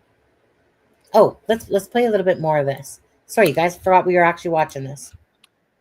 It got so boring there for a bit. They want to blame somebody. Like, I'm just saying in general, like, people want to blame somebody. I just feel like some of the things that have been talked about or theorized about, some of those things could just have been put to bed, so to speak, as a metaphor, by them coming out and just saying certain things, like to shut people up in a sense. Like, okay, that's not it. Da da da da da da. This is why. Blah blah blah blah blah blah blah. You know, like and again, they don't know us shit. They don't have to tell us anything, and they could have information. They just don't want to tell us anything. You know, because they're working leads, or you know, they're like you said, waiting for that one little thing that they need. I mean, we work with law enforcement. I mean, we're working with them. If they call and they want something, they get it. It's not even hesitation. Yeah. They get it. You know, I mean, we've reached out and asked a couple questions, and some of the questions we've asked, they cannot answer because it's an ongoing investigation. I mean, it just, Right. you know, times like, well, we thought about this. Well, let's revisit this. And what if we did this? And, you know, I mean, and they're doing the best that they can. I mean, they bring in teams, they anything that we could think of, they're pretty much either done it already, redoing it. I mean, the amount of help from outside entities and sources has been, I mean, I don't see how they could get anything better. I mean, unless somebody's got a crystal ball or a genie in a lamp, we could rub and make a wish. I mean, I think you need to trademark the crystal ball thing. or the crystal Crystal clear clear. thing. Crystal clear, the crystal clear thing, not the crystal ball. Crystal clear. I think that. I think I even heard. I think I heard Yep. Tony even use that lingo Mhm. in an interview. What Hey, You might not want to talk about this. I and was that's just gonna totally- up and wait. That's totally fine. But you know, I've been trying to get this YouTube. Like I woke up this morning trying to figure out how to do this and get videos on here and do all this. And I know for over an hour. Okay. Yeah. I mean, they're saying, let me be crystal clear, is a very common saying, but we know that it's attached to Christopher Proudfoot. Let me be crystal clear about this, right? You know, like I always say, well, to be honest, right? And it's something that I just normally say. And it's because it's not like I'm lying about other stuff. It's just, you know, my way of an expression that I use all the time. Like, let me be, you know, just to be honest, you know, but sometimes people read more into that than what it is. But the term, let me make this crystal clear, is well known. Now, I noticed, who's a Canadian in here? Who's a Canadian that's watching right now? Okay. Because for Cluminati and the husband, deckle, deckle, deckle, deckle, deckle, deckle. Not decal, decal, decal, decal, decal. Deckle, deckle, deckle. I'm sorry for your ignorance on the way that Canadians say it, and that you're so special that you think it's right. Well, my husband's English, even though he probably says, you know what, let me go ask my husband. Okay, Ginger's girl, do you say, and I'm just asking because all my life, you know, it's called a decal, you know, Decal. Let me go ask my husband. I'm going to, you know, he's British. Their language came way before ours, okay? So my husband will always tell me about that. Let me go ask him because he says vitamins. We don't say vitamins. We say vitamins. But anyway, let me just go ask him. 11:11? Well, there you go. It's Timmy. Be right back. Hold on. I'll play this out still while I come right back. Okay. Let me go to it. I gotta find it first. Okay. I searched for this video on Court TV of Seth and Tony being interviewed, and I could not find it. And I'm like, Last night. how am I missing this video? Why? Because I really wanted to play it. Well, come to find out, Court TV took that video down. Nothing is ever down. That's No. folks need to know. They need to understand. Once you right. put it on the internet, It's Yeah. it's there out there forever. forever. Oh, yeah. No, it didn't But- take me but a couple of minutes talking about it, and it was sent to us, and I went ahead and played it. Oh yeah, I mean, it Less won't than take you long. 24 hours later, though, the people who aired it took it down. And that to me was kind Very of telling. Mm-hmm. You don't have to comment on it, but did you watch the interview? What do you think of I've the interview? I've seen the interview, and I mean, it's an interview. Mm-hmm. Yeah. I mean, my opinion is still the same as I have told everybody in the very beginning. People have their opinions, and that's fine. You're Yeah. entitled to your opinion. I'm not going to sit here and tell people your opinions are wrong. I'm not going to say they're right. I'm not going to try to persuade you in any way, form, shape, or fashion. Yep. That's your choice. My working with law enforcement, and Hey, if I buddy. was Okay, my husband threw me for a loop. He doesn't say decal. He doesn't say decal. He says decal. My husband's British, by the way, so he has to be right. So it looks like the Canadians are wrong and the British or the Americans are wrong. It's decal. Okay, just saying. Just when I thought he was going to say one or the other, it ends up being, and they're British, so their language came first. The British. My husband always reminds me about how they were nice enough to give us our land back and you guys yours. That's what he says.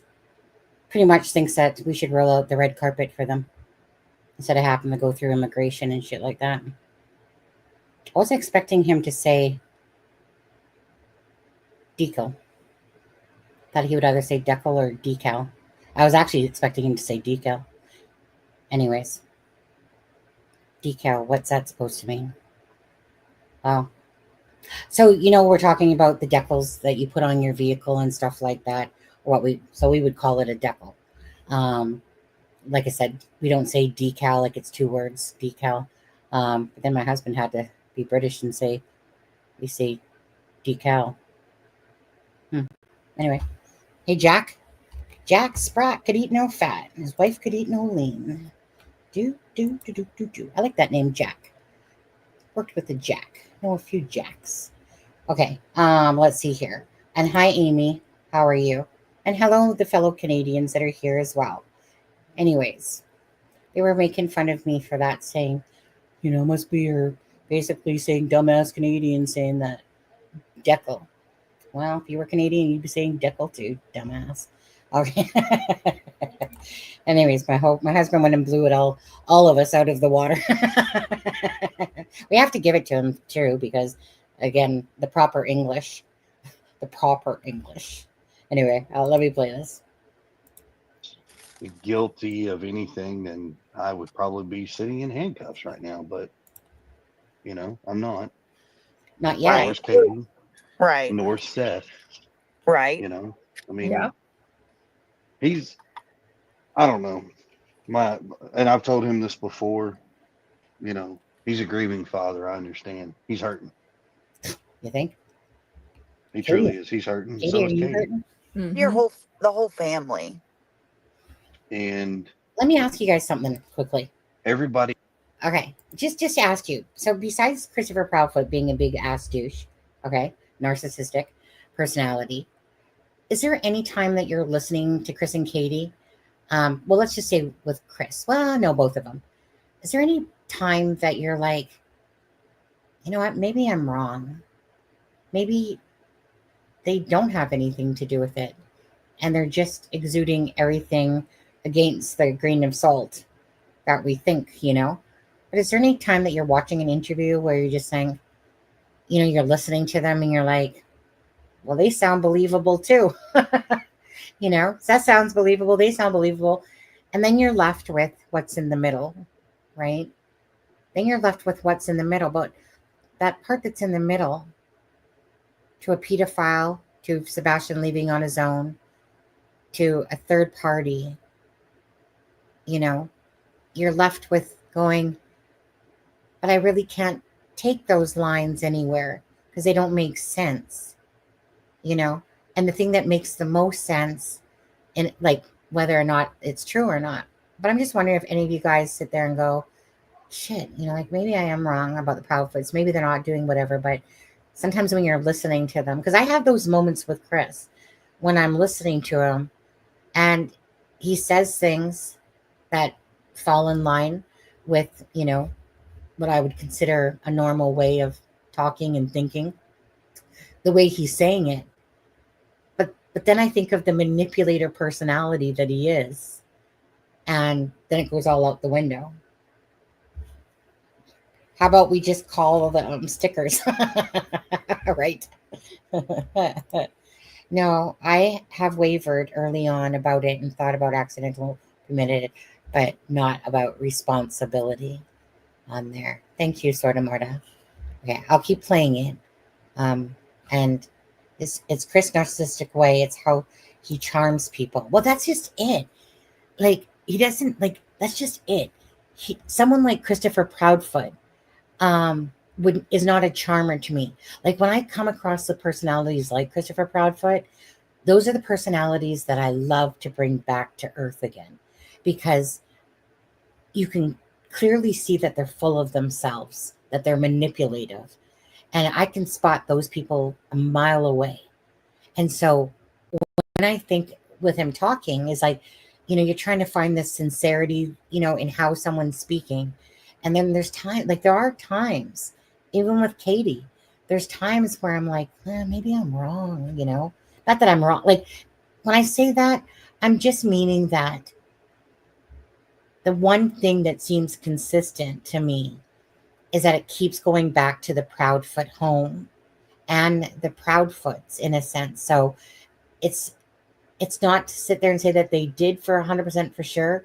I'm just saying, out of every avenue that I keep going down, through all the cameras, through all the thinking, through all that information about, like we know, as someone stated above there, I think it was Holly, right? Sebastian's cell phone was on the counter in the kitchen. So what's the likelihood that he was communicating with anyone? Like, there's someone that's going to put a twist spin on that and say, well, he left it there so no one knew that he was, secretly going to sneak out his window or go out the front door. No, okay. His phone, he didn't. Actually, you know what? I want to take this back, because I had thought that Seth said, because I'm sure he said it like this one time. But maybe I was wrong, because I heard him say it again the other day. But anyways, I thought that Seth said that he was always on his phone because he was watching videos. And unless I'm totally mistaken, because when I heard him the other night on his own channel with the lab and Tony, I think it was that one, or it was either that or Bullhorn Betty. He had said that Sebastian didn't really use his phone because it was on lockdown, and that Seth had said to Christopher and Katie, like, come on, he can't even access a calculator. Like, can you at least let him have a little bit of something, like for school, with the calculator, or when he needs him to help him with lists or something like that, he said. And, hence why Katie said that, Sebastian didn't really take his phone, because, it was a struggle to get him to take his phone, because honestly, if there's nothing to do on it, really, why are you going to take it? I had to kind of watch the Roadhouse clip, because he kind of, when he sat down, put his hand in his pocket, and I wasn't sure if he was trying to squeeze his phone in there, if he by chance did have that, just because it had that look sometimes. But to me, he did not have his phone. But anyways, so again, you're literally sitting there putting Sebastian in the home, and you're saying to yourself, okay, let me visualize this. Let me visualize Sebastian not taking any of this. His phone's there. He leaves his switch. He doesn't take anything besides some sort of flashlight, again, according to Katie and that. And then you're trying to visualize this child that somehow between 12 and 6, according to them, according to Katie, that between 12 and 6, he makes his way to the front door, passes his shoes, opens the door, locks it, and then skips along his merry way, running off. And it goes against all the grains that Sebastian isn't known to do. So does that make sense? Because that's not really logical when you think about it, right? It's not to say that there isn't a 1% out there of that being true. It's just that we all know that that seems absolutely absurd, that those events all happened, that he didn't take this, didn't take that, didn't take this, snuck out the door, locked it, passing his shoes and leaving. And considering he's not an eloper, this is something he has never done before, really, right? Seth said he wasn't afraid of the dark, but does it seem logical that happened, right? Then again, and I'm just taking Katie and Christopher and Seth out of it. So then, okay, does it seem likely? There are pedophiles in the area, for sure. A few of them. There's about 40 within that zone of Hendersonville area. Okay, there's 40. I went through the list. You guys can go through it yourself as well on the all you have to do is type in pedophiles in Hendersonville, and then that site comes up, okay? And then you can look at the map. But again, so you put that and you think to yourself, and same with the third party, same idea. So you think to yourself, okay, so between 12 and 6, how would a pedophile, first of all, get into the area without being seen? And then what? Rap on Sebastian's window and go, hello, come outside and play with me. Does that make sense? And so, because the pedophile's not going to go to the door, freaking ring it and be like, hey, Sebastian home? You know what? Come on. I'm just going to take you away. But in all seriousness, does it make sense that somebody got into the area without being seen on any neighbor's camera? Because those neighbors, right? They would be talking about it because they're all talking about, right? We got neighbors that are all talking about how much they dislike the Proudfoots or whatever, but they're all talking about their camera footage, and busybody Bobby there, she's trying to figure things out as well and stuff like that. And her friend is the person that has the like one of her friends is the one that owns the camera that we see the footage of, right? But does it make sense that somebody came into the area, eluded like ninjas again? All the vehicles or all the lights didn't come in with a vehicle, all the cameras, and avoided that, let alone a third party, same thing. So all we're left with is Seth and the Proudfoots. Is there any scenario in there that I'm missing? Because Pecoe, third party, Christopher Proudfoot, Katie Proudfoot, Seth. That's it. That's it. So when we look at those scenarios, what's the likelihood? Because we don't know. We don't know for sure. We know, as far as we know, that there's 2 vehicles, one that parked at 258, and granted, the lights are associated with, regardless, those lights are associated with that vehicle that pulls up for 3 to 5 minutes. That's why people hold on to that so much, because it's the only one thing that people are trying to make sense out of, that's where how Sebastian got out, was through that vehicle. But it doesn't make sense to me, because that vehicle had their lights on. It went up Kellen. The LE said that all the vehicles have been what's the word I'm looking for? All the vehicles have been accounted for, and they've talked to those people. And because the camera is right there, you would have seen movement of a person. Bobby would have said something. She watched the video at the house of the people that own that camera, right? Without it being edited or anything. And she believes that the lights are coming from that way.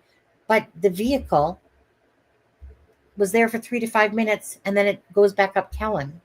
It was parked there. Do you really think you're going to come into the area with your lights on, and yet you're sitting in front of a house with a camera? No one knows what cameras to dodge. It's not like, some pedo came in the area, did his homework, and went, camera there. I just got to move 5 steps to the left here. Go. It's absurd. So what does that leave us with? Proudfoot or Seth, really? Unless there's this detail that we just don't know about, that's out there, that we are simply just not being told about. And let's go back to this. and we've talked about this quite often. Christopher saying that TBI has told him not to say anything about when he left is bullshit. It's bullshit. It's bullshit, and there's no reason for it. Okay? So this is what I'm talking about. You're talking about somebody that's trying to manipulate you in more ways than one. It's Christopher Proudfoot. So when you're showing that you're a liar and a manipulator, and you play games with people, and you're playing games on a child that's missing, you're the laughing joke of your neighborhood, and it's no wonder why people can't stand you. You're a loudmouth, you're a narcissist, know-it-all, and then you want to preach any sort of kind of that it takes things like this for people to come together, and that if only people were kinder and nicer and stuff like that. Really, honestly, does a mirror break when you look into it when you talk like that? Because it's so despicable to me. Well, no, it's a narcissist believing in his own shit. But if he believes for 1 second that we think that he can't say and talk about the time that he left, that Ali told him not to, you guys know that is the most ridiculous thing ever, right? Even Jennifer was like, what? Okay, let me go back to you guys again first. Saying, I think the same way you do about it. I agree, Miss Holly. Hi, Dee Marie. No, I always thought he was guilty. I'm a narcissist, man, psychopath, allegedly, his past history says it all. Well, I mean, typically it does say a lot, for sure. And I'm just, like I said, being a critical thinker of this case, putting yourself right there with Sebastian and looking at the only scenarios that could possibly have happened to come into that neighborhood, right? Or Sebastian leaving on his own. It just is so absurd that none of those can lead to a direction, because it's almost like ping pong. Oh, this camera's here. Oh, that camera's there.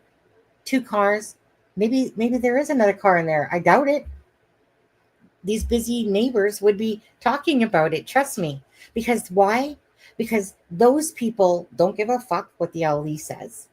They don't give a fuck about anything besides justice for Sebastian. So they'll talk because they're tired. It happened in Delphi, right? That people start talking. Like, there was literally a part in Delphi, and I'll say this now, but there was literally a person that her husband worked for the judge. So she had inside information, okay? And she was feeding it. She was talking to, she was in our channel.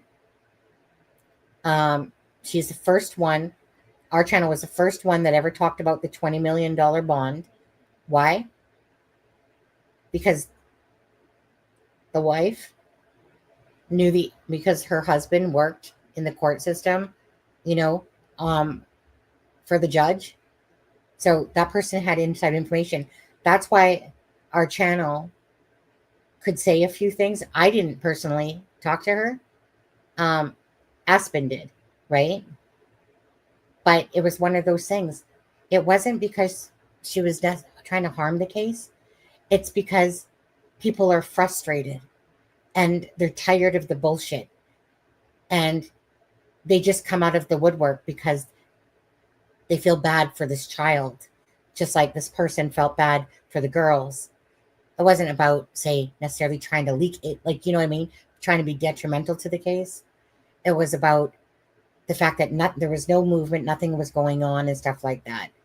So it was getting information, but you couldn't say who you were getting it from, right? Because you don't want to ever give out your sources that are giving you that kind of information, And so all I can say is what I just said there, right? The wife of someone, her husband that worked in the court system, that obviously knew of the case and could give information about certain documents and stuff like that. So I'm okay to say that now a little bit, but that's third-hand information because I never spoke to the person. the person spoke with Aspen.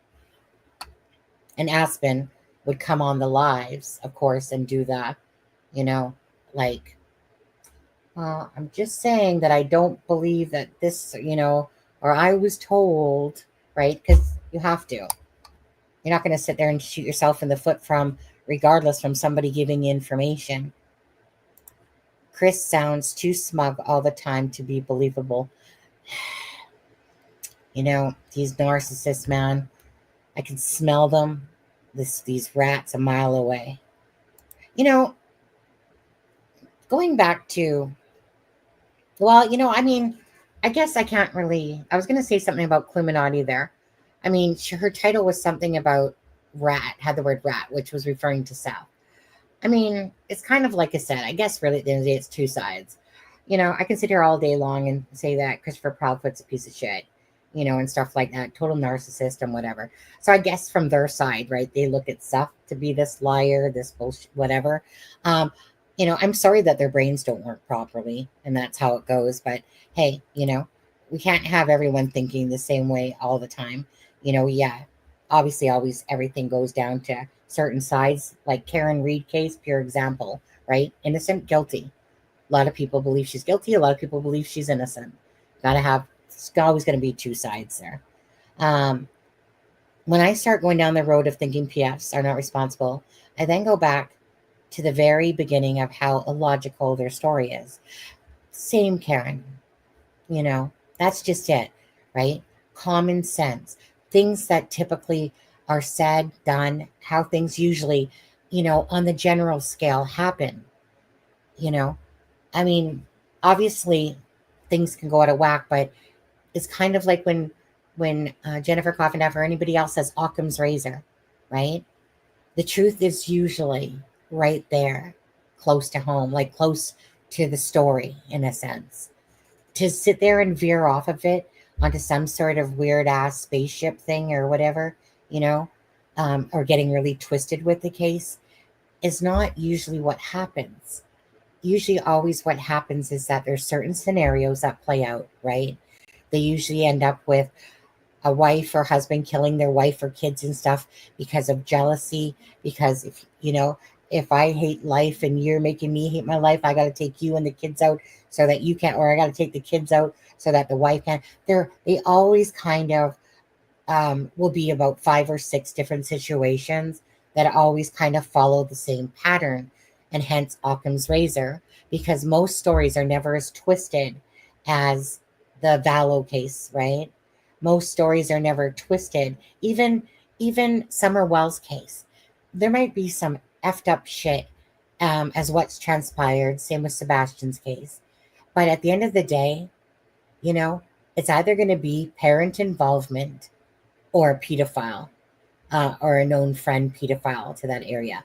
It's going to be one of those that's going to have happened to Summer Wells. Now, the twisted shit might be come in to, if it was a ritualistic thing or this or that. But the main gist of it is going to happen because a parent is lying, right? They're making up these absurd stories. So it's not absurd for us to hear that a kid was chopped up, sadly, and put in a suitcase. That's become a pretty norm nowadays for how people try to get rid of this person that they either loved or as a child, is the suitcase thing now, right? We're always seeing about suitcases. My God. Shoot, every time I think about that, the kid from the Vegas suitcase there, right? Gannon stock. That one with the, which one, where her husband was tied in the Looney Tune there, that she's like, we were just playing hide and seek and I went up to sleep and I totally forgot about him. I'm innocent. Suitcase, throwing the suitcase in the trash, stuff like that, But they always come to be about more like about the basis of that, right? Not these real whack jobs. Lori Vallow case is an exception. Those are those exceptions to the rule, where you're like, shit, is there spaceships in this story too? You got zombies, apocalypse, you got the whole freaking church stuff. You got the wacko jackos and stuff like that.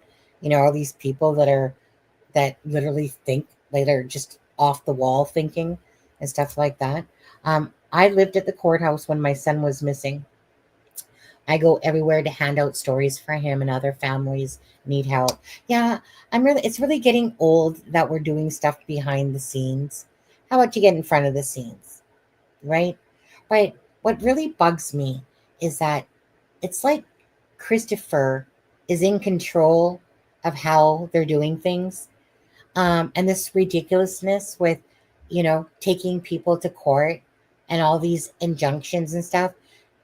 Again, we're talking about a missing child, and both sides, okay? Both sides need to get back on track, get back on the proper rail, and start focusing on Sebastian and just Sebastian, and not worrying about all these YouTube channels or these injunctions or these lawsuits. There are a dime a dozen, the channels out there, right? So you take Bullhorn Betty to court. Wow, big deal. What's it truly going to do? Is she still talking about Sebastian and all that in his case? Yeah. But at the end of the day, there's lots of channels that literally, are saying shit. But it's ridiculous to think that the focus is supposed to be about Sebastian. Hence why Ken Maines would be the ideal person to look at this case, right? Christopher Proudfoot reached out to him. Again, does a guilty person do that? That's strange. That doesn't make sense. So is it because we only see what we want to see with the Proudfoots because that's the perception that we're getting?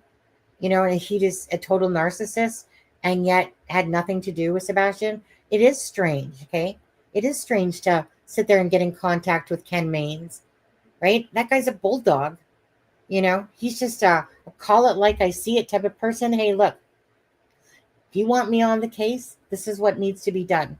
We don't need to have all of this going on because that creates chaos. You need a leader and you need people underneath to go, here, you do this type of thing, right? He has the experience. He's, like I said, a retired detective, forensic detective.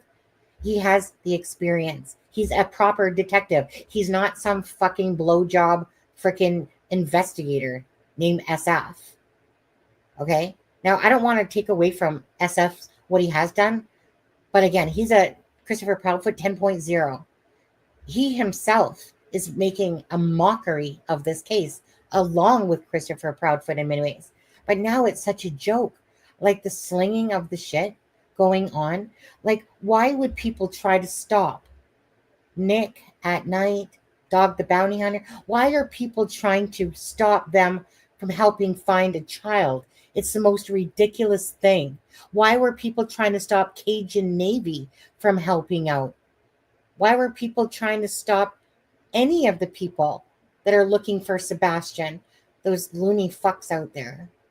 It's just ridiculous. It's so ridiculous that people would want to interfere in the looking, of course, for Sebastian Rogers. But it's so crazy to think that these psychos and psychopaths exist out there, and that they get their fucking rocks off and the kicks out of doing this shit to people, sending in threats and stuff like that. But the parents themselves, like I said, everyone's just feeding off of this, Christopher side, Seth side, A-team, green team, blah, blah, blah team and stuff like that. And it's just really, really sad that the focus couldn't be just on Sebastian. Knock off the lawsuits, knock off that crap, stop, hire Ken Maines on pro bono like he offered. If you want to truly find Sebastian, bring in someone. Don't get me wrong, FBI and service agents, but if you're going to bring in anyone over SF Investigates, come on now. Bring in someone with experience. Bring in someone who's truly there to do their job and not fuck around with people on Twitter or X, however you want to call it. Okay, I'm preaching there now. Nina's testimony sealed the deal. Yeah, same. Stunned, right? 3 weeks after, boop, gone to Yogi Park. Rip Sebastian's poster off because we're scared.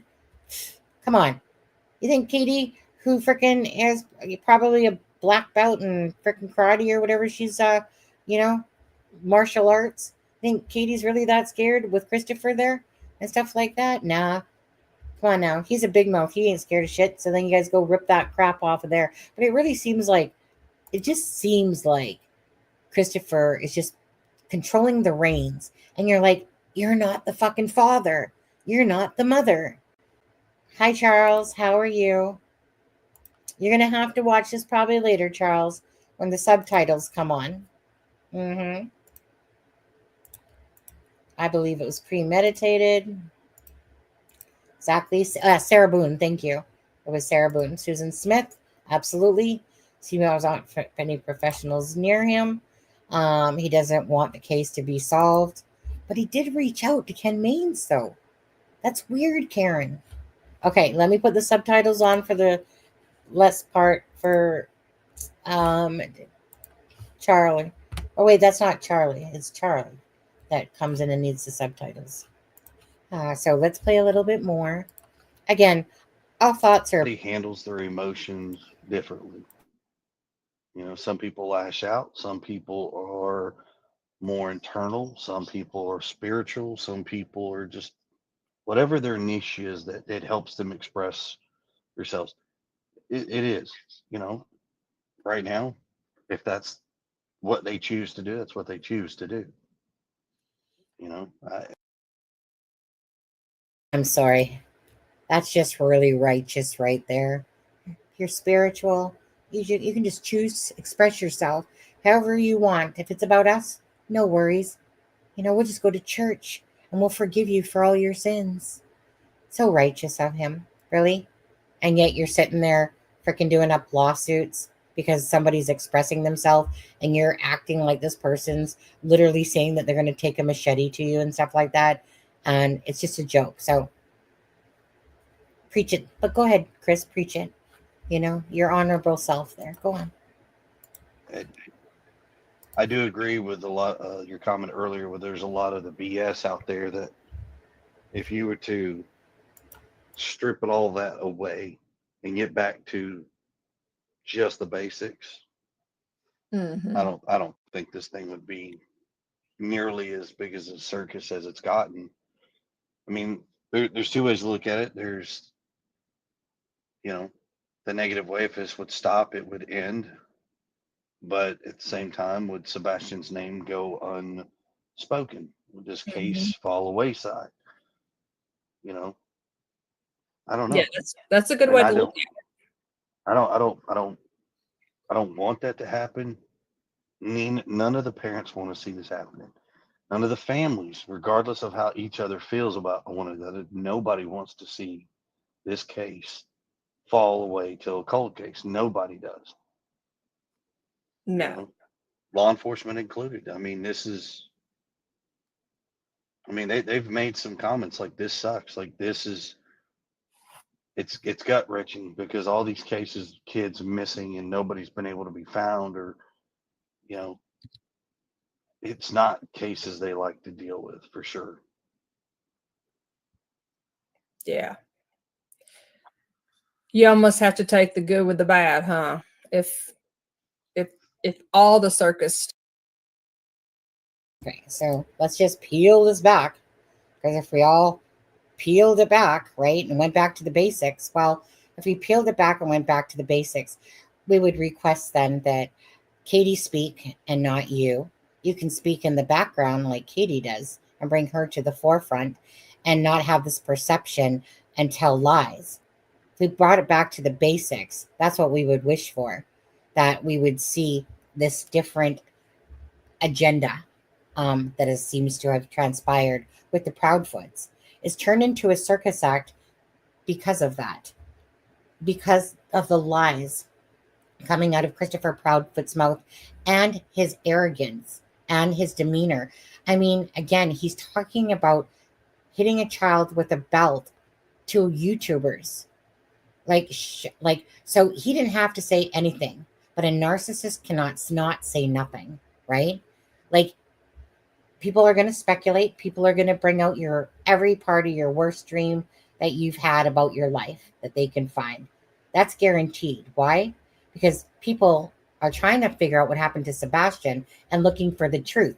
Christopher always acts like his past has nothing to do with the Sebastian case, but he's so wrong about that. For everyone that's paying attention to this case, it has everything to do why Sebastian either had left the home and disappeared and whatever. It has everything to do with it.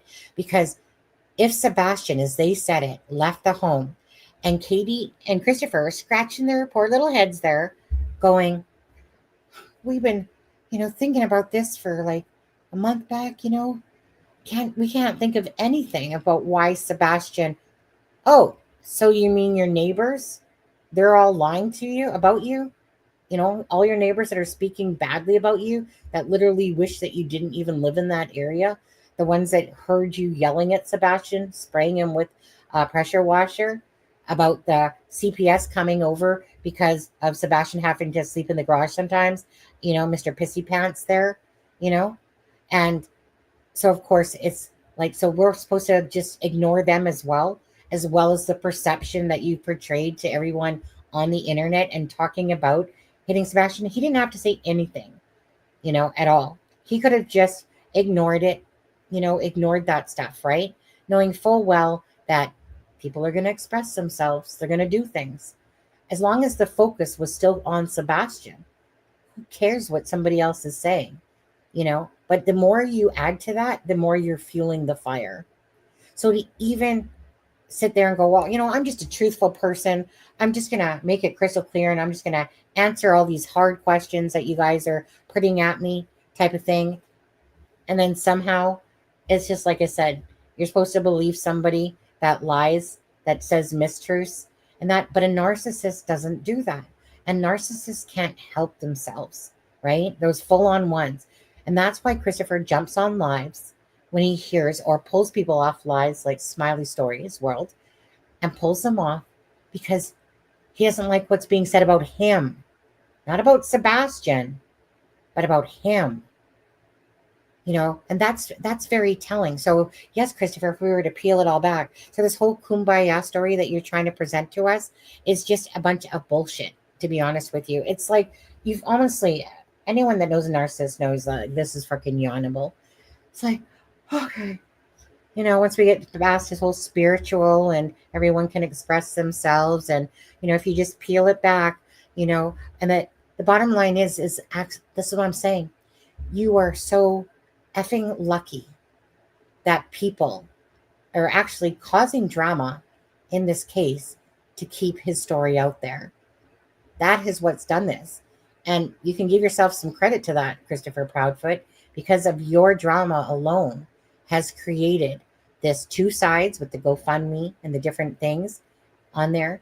Seth's drama has added to it, because this case was actually tapering a bit. And then the drama started, right? Drama was starting with Seth there, and then Christopher Proudfoot. And then all of a sudden it's like everyone's going back to talking about Sebastian again, where it had actually, if you guys remember that, it kind of was toning down. But there was nothing to talk about anymore until drama started happening again. So again, these parents should be very grateful that YouTubers are still keeping this case alive. Be grateful. Don't be sitting there, taking people to court, or Seth's side doing, like whatever it was that he's doing with his side, injunctions or whatever it was, and, threatening and Robin Rogers and stuff, sending out things saying that, basically you're not allowed to say this, or we're going to, whatever, you take it to court, blah, blah, blah, and all that stuff. Like, stop. Seriously, just stop. And honestly, it's not too late. It's too late maybe for perception, but it's not too late for them to not care about the perception and still work together. It's not too late for that, right? Putting the egos aside. Down the road, you might create a different perception. Might take a while, but you might create a different perception. But it's never too late for this case, for them to work together. And they need to mature up, all of the fucking lot of them, and just work together for sake of Sebastian on there. But as it stands now, it is what it is, the drama, and it's keeping this case alive. So be thankful for that, to be honest with you, because all I can think about, Barbara, for your case, do you only wish that you could have had this type of exposure? A lot of people, a lot of good people trying to help find your son and stuff like that, like the exposure that this case is getting. I think that one would be grateful instead of, again, throwing up lawsuits and stuff like that. No matter what, good or bad, it's still creating this case to be out there for everyone to be aware. People love drama, okay? That's just the bottom line of it. That's why Klumati gets over 1,000 people in her lives and stuff like that, right? Because a lot of people obviously like listening to, someone trash talk, swear, and have a, do you want to ever talk about me being a talker or have a big mouth? My God, I don't even compare to that chick, honestly. But it's her way, it's her thing. And it drives in viewers regardless of how, someone maybe perhaps can't stand that channel, including myself. I actually used to follow Illuminati, but once I saw that, honestly, I'm not into someone cursing and just that type of level of a channel. It's just drama. I can't be asked to literally waste my time, listening to someone stop things started all the time, comment about whatever. I just can't be asked. But it does get the views, regardless, It does still keep Sebastian's case alive. Because people love drama. They love it. They feed off of it. That's why the choir is not out of business, all those businesses. People love that stuff. They like to hear, things it's not my way personally, but hey, maybe I could do that same shit. I'm just not going to lower myself to that type of standard. And don't get me wrong, not to say I didn't before in Delphi at the very beginning, because I was just like, fuck you, fuck off, I'm not here for you, blah, blah, blah, blah, blah, But then I realized the power of what we could do for a case, the power that creators can bring to awareness of cases and to families. Yeah. You're talking about you catch more bees with honey, not vinegar. I would have been honored. Absolutely. Don't watch drama channels. Clue is, yeah, she is.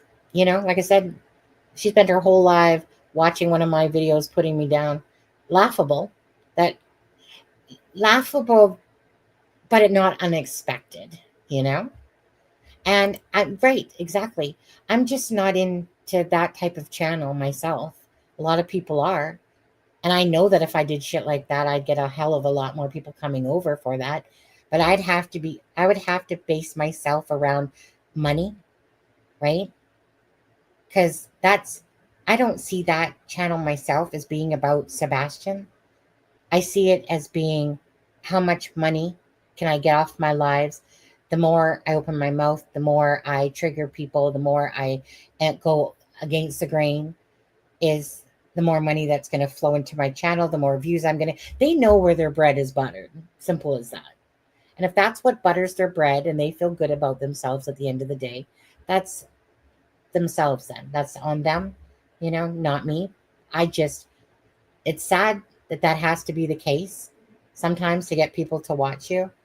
And again, I couldn't stoop to that level myself. It's just, still, you can catch more with honey than you do vinegar. Yeah, absolutely. I got a little bit more time here, so we'll play a little bit more. Stopped. Then, like you said, would his name stop being spoken to as well, or about as well? I mean, it's amazing that we can drive around and we can still see the signs out A lot of the flyers, were put up or now taken down. It just sucks because it's like, here we are almost 8 months. Why isn't everybody leaving their flyers up? Yeah. Absolutely, know. Karen. Yeah, I could see where that kind of like, I could see if I was Katie and people were taking down the flyers, it would be like, have they given up hope? Or, why are you taking it down? He's not been found yet. Isn't that crazy? People taking down flyers, though. I do want to say, like, in our chat over here is mostly from our TikTok, obviously, but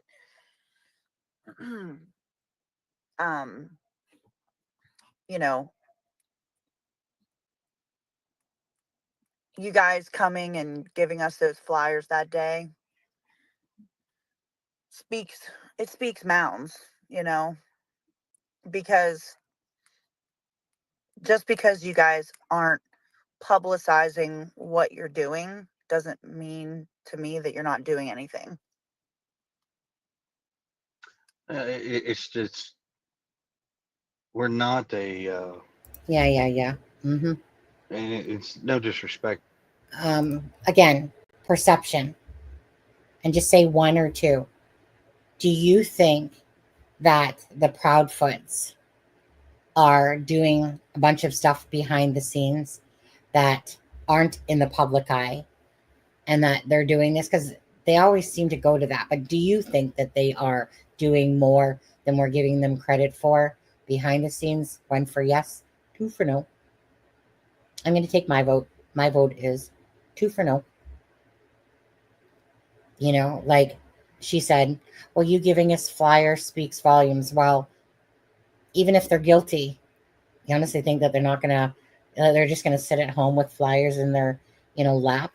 Of course they're going to give a perception regardless, right? I mean, there's idiots out there in some of those cases that literally, Scott Peterson, Barry Morphew, here, let me just give a good solid couple weeks of help, or let me just give a week of help, or let me just not go to any vigils. Let me not go to any of the searches going on there. But let us sit at home and do exactly what the LE said, just hand out flyers. That's the best thing you can do. It's just hand out flyers. Don't go on channels. Don't do anything more or less than that. Just hand out flyers. It's ridiculous. It's ridiculous. But again, it's the perception, right? The perception is showing us that you can talk all you want. You can talk the talk, but people want to see you walk the walk on top of that. Not give us this. We can't tell you when Christopher Proudfoot left because it's of such significance to the case. No. That's a lie. That's an absolute lie. He wants to be truthful, he says, but he definitely doesn't want to be truthful about that for whatever reason, whether it's to do with he wasn't supposed to be at home or for another reason. Regardless, he's not being truthful. There's nothing that you can even try to make me believe that 20 days or so prior to Sebastian missing, that is just, that's that one thing that has everything to do with Sebastian's case, is you not letting us know why, or you can't say the date of when you left home. It's ridiculous. It's the most absurd shit. And yet he's trying to make you believe that somehow LE is saying, shh, you can tell him everything you want about the belt. You can tell him exactly when you arrived home. You can tell him all these things, but shh, don't talk about when you left at the beginning of February. Shh, no. Ridiculous, right? Absolutely ridiculous. Don't take us for fools, because we're not.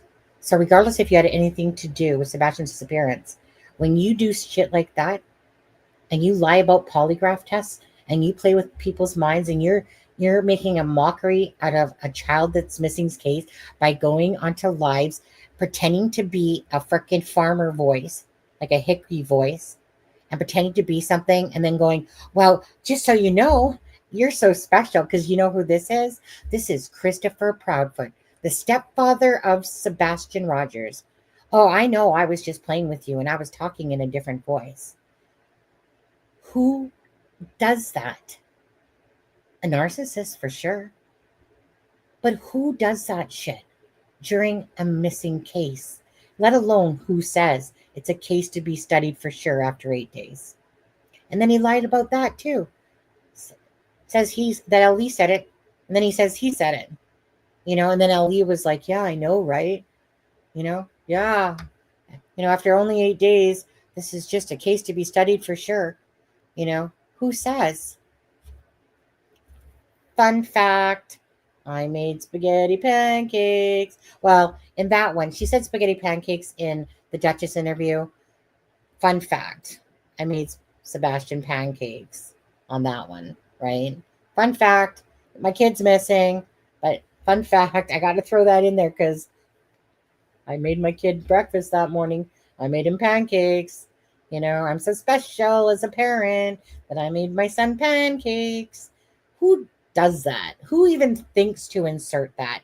It's one thing to say to me that, that morning I made him pancakes. We talked to, whatever on the phone. We pick up Esther, and bring her because the niece calls and we pick up Esther because he says Esther in the Chronicles of Olivia interview, if you listen. Picked up Esther, took her to the mom's, which they say the mom's in a different interview, but it's because of that that's why we know. Picked up Esther, took Esther to the mom at BJ's, and the hence why. Because at first I was like, well, maybe when Katie went home, she went off this way, handed over Sebastian at this house type of thing and stuff like that. It was in my head at first. But then you put all the little interviews together in pieces, and then you're going, okay, so Esther is who you picked up. That's the niece. The mom was, you dropped her off at the mom's at BJ's type of thing and stuff like that. But who does that stuff? Who in their right mind says, you know what? Fun fact for me, that's the part that bugs me. Besides the whole day bugs me. It does. It reminds me perhaps of this failing marriage that Christopher Proudfoot, like what was said by the neighbor, right? Basically, it's him or me. That their marriage was, and now they look like they're thick as thieves. Crazy. Why is that all of a sudden, right? All of a sudden, like I said, you hear from these neighbors, yelling, hey, come get your retard. You hear the total opposite. And everyone's entitled to express their feelings. Yes, it sounds like you expressed your feelings a ton on Sebastian. It sounds like you inflicted a lot of pain on his heart and on him. Because we're hearing that from the neighbors. We're hearing that from your own mouth. We're seeing what you're saying. And we're listening to every droplet that you're saying. And who does that? It does, to sit there and literally make an embarrassment of yourself by doing things like that on this child that's missing. Total lying narcissist does stuff like that. Total lying POS does stuff like that. Yeah, let's see here. I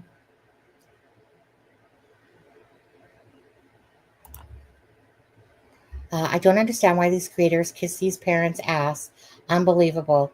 Don't they have common sense? No. Nope. You kidding? You tell me that that's what you're doing to a child? And the neighbors are saying that? And their lips are on his asshole? Literally sucking up? But the thing is, you have to understand, the agenda isn't about Christopher per se. Well, it is kind of. It's about the money that they're getting off of this, right? By kissing his ass, they are getting the views and the clicks because of the controversy. But don't mistake that because of the money and the views that they're getting off of doing that. Okay, Christopher Proudfoot is a bonus to their pocketbooks. You know, that's just like if I had Christopher Proudfoot on this live. Okay, 1,000 people would be swarming to this live. You know, now don't get me wrong. I'd like to almost have that guy up on this panel, but honestly, he's of no real value to me besides to tell him he's a piece of shit, because we can't trust him. So honestly, why would I want him? Just to hear more lies? Just to hear more bullshit? No. Give me the mother. Give me Katie.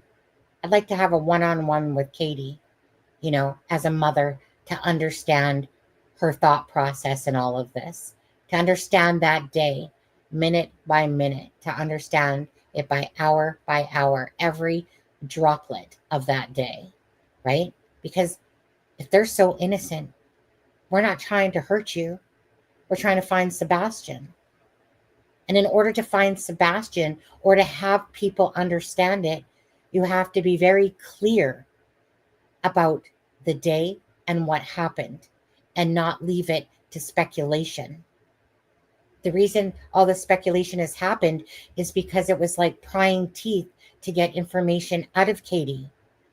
And maybe she was just, at the start, you're thinking, well, maybe she's just clueless to social media and doesn't understand, and she's just grazing over the day. Maybe she wishes she could have a redo. But the thing is that it's that and Christopher Proudfoot's controlling personality and taking over Katie when she was speaking, And Seth is only parent doing the work and putting the visual together. Absolutely. This is clear as day. A person, okay? Like I said, if anyone that's a parent, a decent, good human being parent, in a sense, you can associate to Seth. You can definitely feel that pain that he's going through. No parent that had anything to do with a child that's missing, right? He's not trying to play games with your head. His focus is on his son, regardless. I'm going to excuse him for that whole garbage video on Nancy, though. I'm going to have to explain that one, Seth. Okay? But this is a parent who's doing exactly what he's supposed to be doing. Exactly how we would feel, what we would do if this was our child. Okay? He was not a YouTube person. He was not a social media person, right? Does the man need help financially? Obviously. He's not living in some $700,000 home like the Proudfoots are. Proudfeets, whatever you want to call them. Does this man need help financially? Help pay bills, while he's trying to look for a son, and there's just these beautiful, kind hearts out there that help, assist with that? Absolutely. Is he projecting the emotions behind his words and the actions that are coming from these lives that are focused on Sebastian? Absolutely. Is he trying to gain a little bit of money by when people go into the live and they donate and stuff like that? Absolutely. Is he trying to sell shirts in hopes of raising some money so he can continue on with his search and whatever people he has to pay? Absolutely. I don't see anything wrong with that. And Christopher Proudfoot, like I said, of course it's going to bug him. He's a freaking crane tower operator. She works for Brinks. Those two, regardless of what debt they have, are making good ass money. You can tell by Seth's home that is just a very, what I would deem as, like if I was 16 years old and moved out, that's pretty much what my home would look like. Seth is just a one income person, just trying to find his son. I see nothing wrong with him trying to earn money to help pay some bills while he's searching for a son. And if people's hearts are kind enough and generous enough, to to assist us with that, I don't see an issue at all, because he's exuding exactly the people that you should give to GoFundMe's and stuff like that, right? Barry Morphew, Suzanne Morphew's case, made me sick watching people donate to that for Barry Morphew, right? And there's these people out there, like I said, guilty as shit. Here's the whatever. Seth, to me, is that true human being that comes across as caring for his son. The focus is on Sebastian. There's a huge difference here, people. We know this. We're not stupid, right? Stupid people don't notice this. You know, the carers, the ones that truly have brain cells, are the ones that notice a true heart versus fake shit in people, you know, and we're not dumbasses, eh? We're not dumb. They're the dumbasses. So if they want to kiss Christopher Proudfoot's ass, you know, great. You know, you're just an idol of your community. You're just an idol online. How could we have missed this? Yeah. Don't understand a mother not standing up. I don't either, personally. I'm not gonna sit there and give Katie all these outs for ripping Sebastian's photo off of her vehicle, you know, for closing their Facebooks, for not using social media and the way to represent Sebastian Rogers. Okay? Not going on lives and discussing, making it about you. Again, who else didn't notice that? Did everyone notice that on the lives? Like I said, Seth said it, and it was true. That's exactly how I saw it. Was a man fighting for his son, right? And a man that's literally overweight, that is literally chopping through those woods, right? Struggling, I'm sure, just to get by a day half the time. You know, going to your work and walking in the cells and whatever with the criminals, right? Obviously, we're not dumb. We can see that Seth, you know, has a good chunk of weight on him. And yet he's doing, like, obviously over time, what happens is if you keep doing it enough, your body starts, you know, going along with it.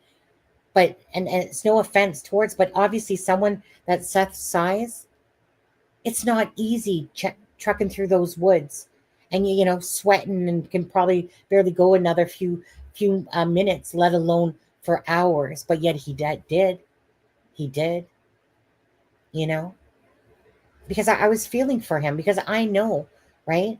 I used to be skinny, you know, now I'm a freaking orca whale, pretty much. No, I'm just being bad on myself, but you know what I mean, right? I know the difference because I've been there, and I know how hard it is, just even when you have some extra weight, let alone a lot of extra weight, and how hard it must have been on his body to do that. But when you're fighting for your child, he didn't give a shit. He was doing that, and no offense on that, but it's just that obviously, you know, we're not blind. I absolutely understand him. They're not knowing is enough to drive you insane. Absolutely. Now let's play this out, see how much. To anybody out there when I say this, but I don't own TikTok. I'm not ever going to own a TikTok account. I don't particularly care too much for too much of the social media deal. Come on now. Come on. I don't need to be plastered everywhere. I don't need people. Well, what are you doing? Like, I'm doing what I can do. You know, I'm passing out flyers. Yeah. All of our vehicles and our families, we drive around with a packet. I mean, when I say packet, probably nothing less than 100 of flyers at a time in our own vehicles. So if we go somewhere and there's not a flyer, we can, hey, do you mind if we hang this flyer? How long did that last? A week? And most of the places are acceptable, or some of them say, yeah, we can, you know, we'll post it in here, post it in there, and we leave it with them, you know. You know, it's, I know this is gonna. I'm sorry, but all I'm picturing in my head right now is someone having 100 packet of the flyers and going, you know what? Excuse me, business. Can you just distribute these out as customers come in? If I leave you with these, can you do the work? And then, oh, Katie, let's go back home. Let's go watch what the YouTubers are saying because I don't like social media. I don't need to be the center of attention. You know, shut up, Christopher Proudfoot, you liar, Pinocchio. Such a joke.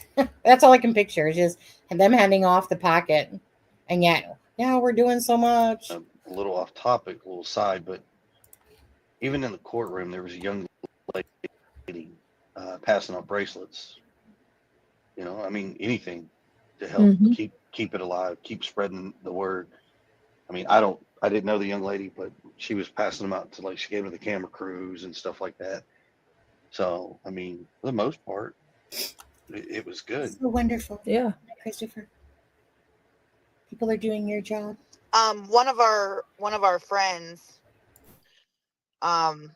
is in the chat, and she just mentioned a few comments up about Google ads with data analytics on clicks. And I don't remember exactly the story that she told me specifically, but there's a lot of people that are on the internet, and that might be something to look into, these Google ads. That's a really great idea, honestly. Yeah. I mean, never really. Wow, because everybody uses Google.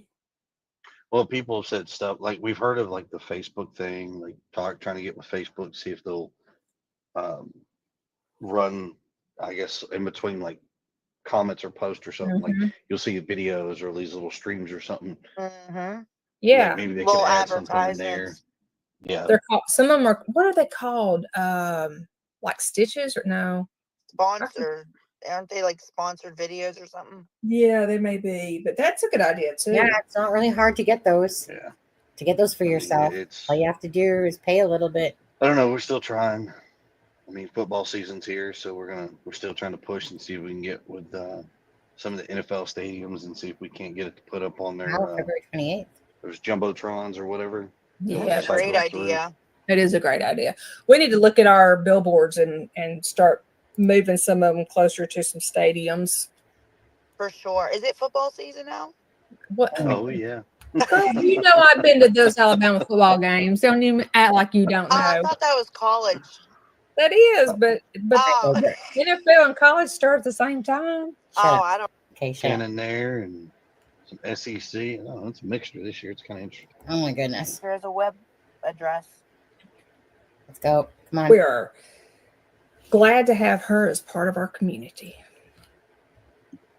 I'm glad for a lot of people being part of the community, regardless of my personal opinion about things. Is just that, and I keep them to myself.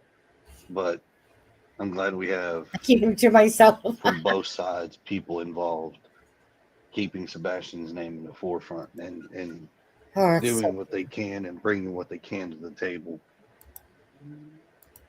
Yeah, I agree.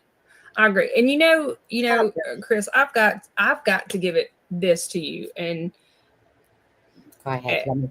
After hearing the interview yesterday and the things that was said and the names that was called and all that. And you get on here today and you're so polite and you don't do the bashing thing. And I got to say, even when we've talked, you and Barbecue and I have talked in private, you've never done that. So kudos to you for being able to not tooth. Yeah. I mean, you really have. I mean, like I said, even in our private conversations, you've not went to that level. So, and the chat actually had said that earlier, so I wanted to mention it. Well, I appreciate it. But it is noticed. I don't know. Everybody has their beliefs and their thoughts and everything like that, and I don't know. It's not something I feel that anybody should ever in their lifetime have to experience. Oh, I mean, is it going to happen again in life? I'm sure. I mean, I'm guilty. I'll be the first one to stand up and say this. I never realized how many people, children and adults, go missing every day until it happened. And now all of a sudden you you sit there and you look at how many people are actually disappearing, and you're just like, what's going on? Like, Yeah. why? What? It's truly eye opening, and it sucks.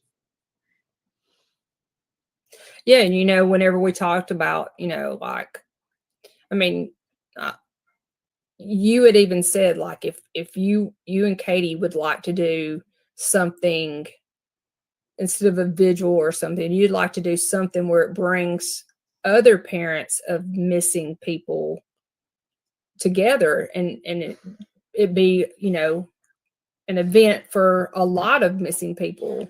And I thought that was like really a really great idea and Well, I very mean, selfless.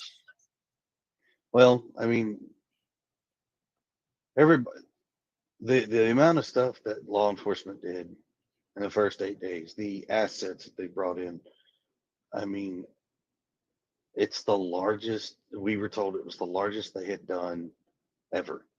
Yeah. And with the amount of resources, the amount of people, I mean, it was, I don't know, to see it all and the way it just keeps going. And it was amazing. And I don't think anybody else who's in this situation or going through this or went through this and had a non-favorable outcome. I think they all bring something to the table, experience,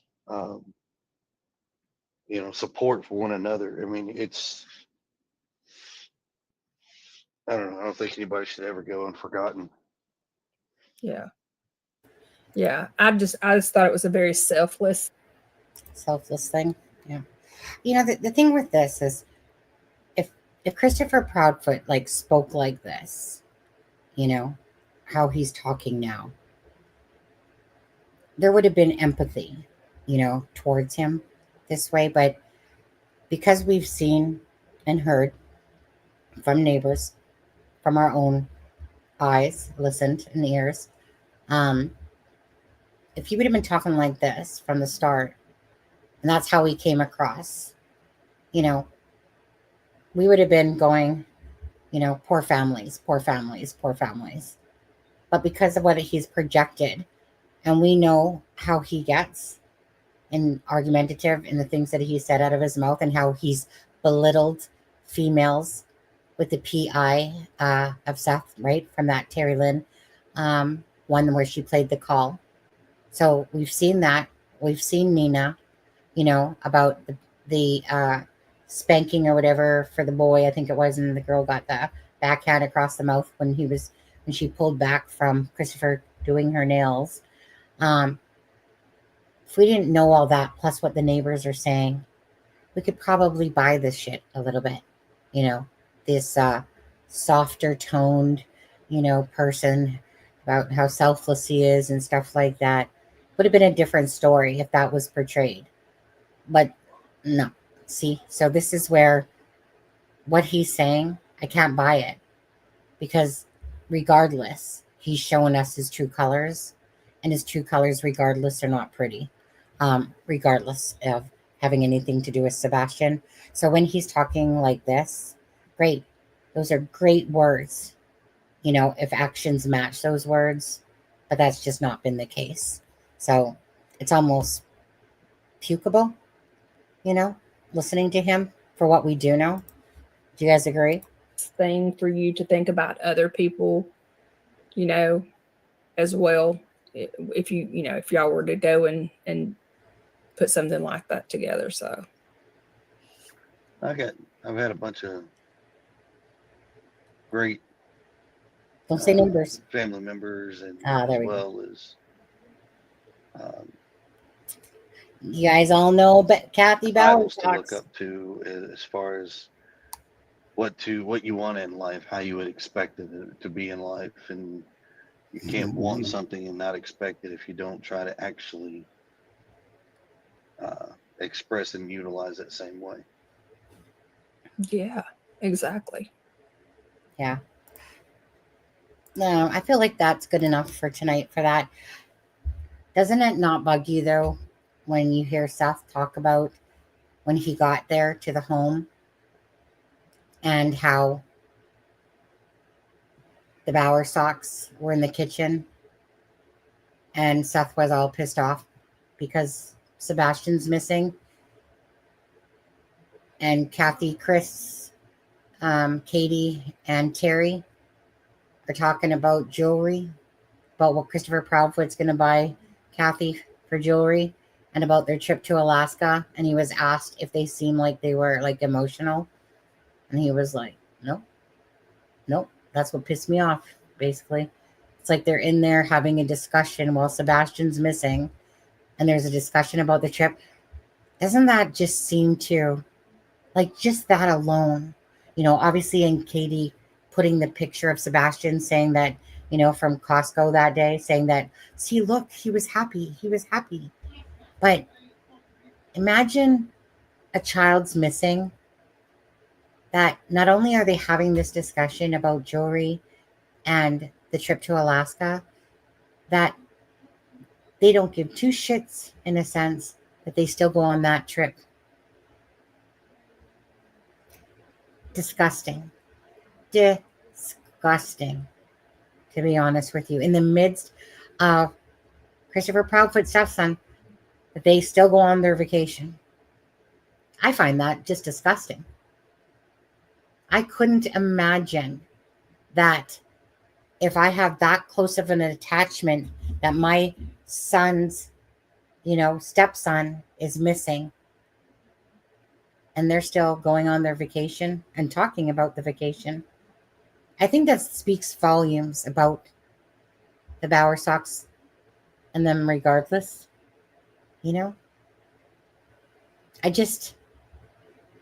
It's one of those things that you just can't wrap your head and understand that. A child's missing, but they're still focused on that vacation trip. Stuff like that says volumes. Stuff like this long day of this big fun adventure. Now Seth says that at the that he has video footage and pictures from the bowling alley, and he says Sebastian does not look happy. That his hands are in his pocket, his shoulders are slugged. Well, that's kind of like what he did, I guess, in the restaurant as well.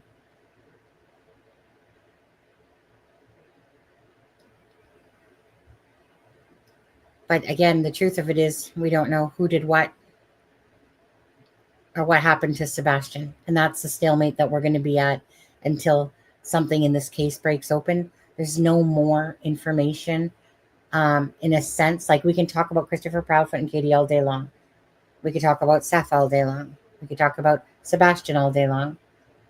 And the thing is that honestly, we're totally at a stalemate because there's nothing that you could put in line besides assumptions and opinions about what happened to Sebastian that day.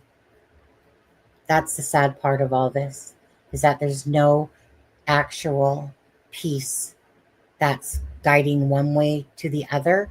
But realistically, we can look at things that don't make sense and why it might lean towards this way, because again, we're entitled to our opinions and thoughts.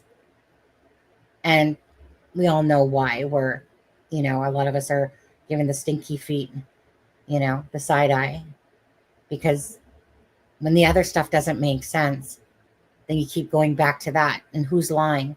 Who's not showing that they're out there screaming from the rooftops? Who's not doing all of these things? Who's not doing it? And they're going to question why they happen to be this victim of trolls and stuff like that, But I really still wish that regardless of anything, that they would just work together. If either both sides are so innocent, then put your own shit aside, grow the fuck up, and work together for Sebastian, and do what you're supposed to be doing for this child, is being selfless and putting him first. But that's not happening. They're putting their egos first. And I think it's more coming from the Proudfoot side, than the Seth side, in a sense. I mean, both of them are ticked off. But, at some point, they really just need to bury the hatchet if they're so innocent, both sides, and then just do it for Sebastian's sake. I find it embarrassing that that's not happening, regardless, right? I get it. If Christopher can't stand Seth anymore and Seth can't stand Christopher and Katie anymore, I get it, you know? But is it about you or is it about Sebastian? That's the part that bugs me, is that it should be fully 100% about Sebastian. All right. With that being said, I was gonna just quickly check some. Well, let's stop this for a sec, and let's bring this back up again. Again, candlelight prayer vigil in honor of Sebastian Rogers. This is going to be happening on Saturday, March 1st, 2025 at 2 p.m. at the Celebration of Life Church, 768 Forest Retreat Road, Hendersonville, of course. And it says, please join us as we ask for prayers and strength for Sebastian Wayne Drake Rogers, his loved ones, and most importantly, law enforcement in Sumner County. As we move toward the 1-year anniversary, we all need strength, prayers, and the unity that we can get on there. Okay, guys. So 7:30. I know, what time do I work tomorrow? 7 o'clock. 6:30. No, 7 o'clock. I'll get up. I work from home tomorrow. Yay. Okay. Miss Holly, thank you. Barbara, thank you. Again, thank you guys for ever watches this. All I ask, if you could, is just hit that like button, hit that share for Sebastian Rogers. You know, never for my own personal stake in all of this. Always humans will come any day before thinking about money or anything like that. Clicks and views. Obviously, I want views, right? Who doesn't? You're just trying to bring awareness to cases and talk about them. You know, trying to do it. Like, I know I'm not the best in a sense at being unbiased in a sense towards the Proudfoots anymore. You know, I just feel like we've saw enough of what's been going on, and it's really hard not to lean to look at them on there. You know, I'm not a perfect channel, but I still like to keep it about facts and just discussions with you guys, because that's the thing about this case, is that it's open for discussion from every angle to be looked at, because there is no angle by itself that we have anything about Sebastian. You know, I like I like puzzles. You know, I do like cases where you have to understand the puzzle pieces in a sense. You know, just because I like always trying to look at things like the timeline, look for inconsistencies to a timeline, and just try to put the truth together and stuff like that. But I don't, of course, like the fact that it's based around that a child's missing. But at the end of the day, we don't know what happened to Sebastian at all. And that's the truth of it all. So with that being said, is that number 43 like? Well, let's hope we can get more than that. We get 44. You know, a lot of people for this channel, the views seem to get watched throughout the nighttime more so, you know, which is, you know, it's too bad, you know, it is too bad that so many people just are drawn to the drama channels the minute they go live and stuff like that. I wish that this channel, I feel like it deserves more than it has gotten, but I kind of actually believe that that's YouTube's fault more than anything, to be honest with you. I mean, sure, every channel has people that don't like them and stuff like that, but this channel really doesn't get out into the algorithm, and it's because of you guys when it can get out in the algorithm, you know. So that's why I truly appreciate that, you know. And I don't want it to be because, you know, our shows like Illuminati's or stuff, the drama crap, just like it to be genuinely because of it's getting the clicks and views, because people want to hear, you know, actual people talking without it being an F-bomb every 2 seconds all the time and just cursing and swearing and putting down channel after channel after channel and stuff like that, you know. But whatever, it is what it is, right? keep chugging along with Sebastian's case. You know, and you guys are the ones that create, again, things to hit the algorithm. If it wasn't for your likes, clicks, and stuff like that, it just wouldn't happen. But thank you guys for doing that. So anyways, you guys stay blessed. We'll see you soon. I'm not sure if I'm doing a live tomorrow or not, or if I'm just going to wait till Friday, my day off. Either way, prayers for Sebastian, you guys. And as for this prayer vigil, again, if you're in the area, go support Sebastian Rogers, whether even if it's online. And who was it that said that on Monday on the Lore Lodge? Okay, let's remember that 7:30, which I believe is 4:30 my time, but I think I might have to work later. Darn it. Pretty sure because my 6 to 2s kind of end this week, and then I'm on my 8. But I noticed I had a lot of 9:30s. But I feel like on Monday, I don't know that it's too late of a shift. Anyways, we'll see how that goes. Thank you, Barbara. Thank you, Sharon. But anyways, Lore Lodge 7:30 Monday. Seth and Tony on the Lore Lodge. Again, a good one. I like the Lore Lodge. Even though I wasn't fond of SF, whatever. Again, that one actually makes me crack up, that interview. I've never seen someone stammer as much as he did over talking, that couldn't complete a sentence most of the way through. It was almost like someone with the jitterbugs, that they're talking and they don't know how to speak. But yet if you look at him on Twitter, you would think that he would be a good speaker, but he's not. Anyways, good night, you guys. Stay blessed and have a good night. And with that being said, we'll play out this. Thank you, everyone.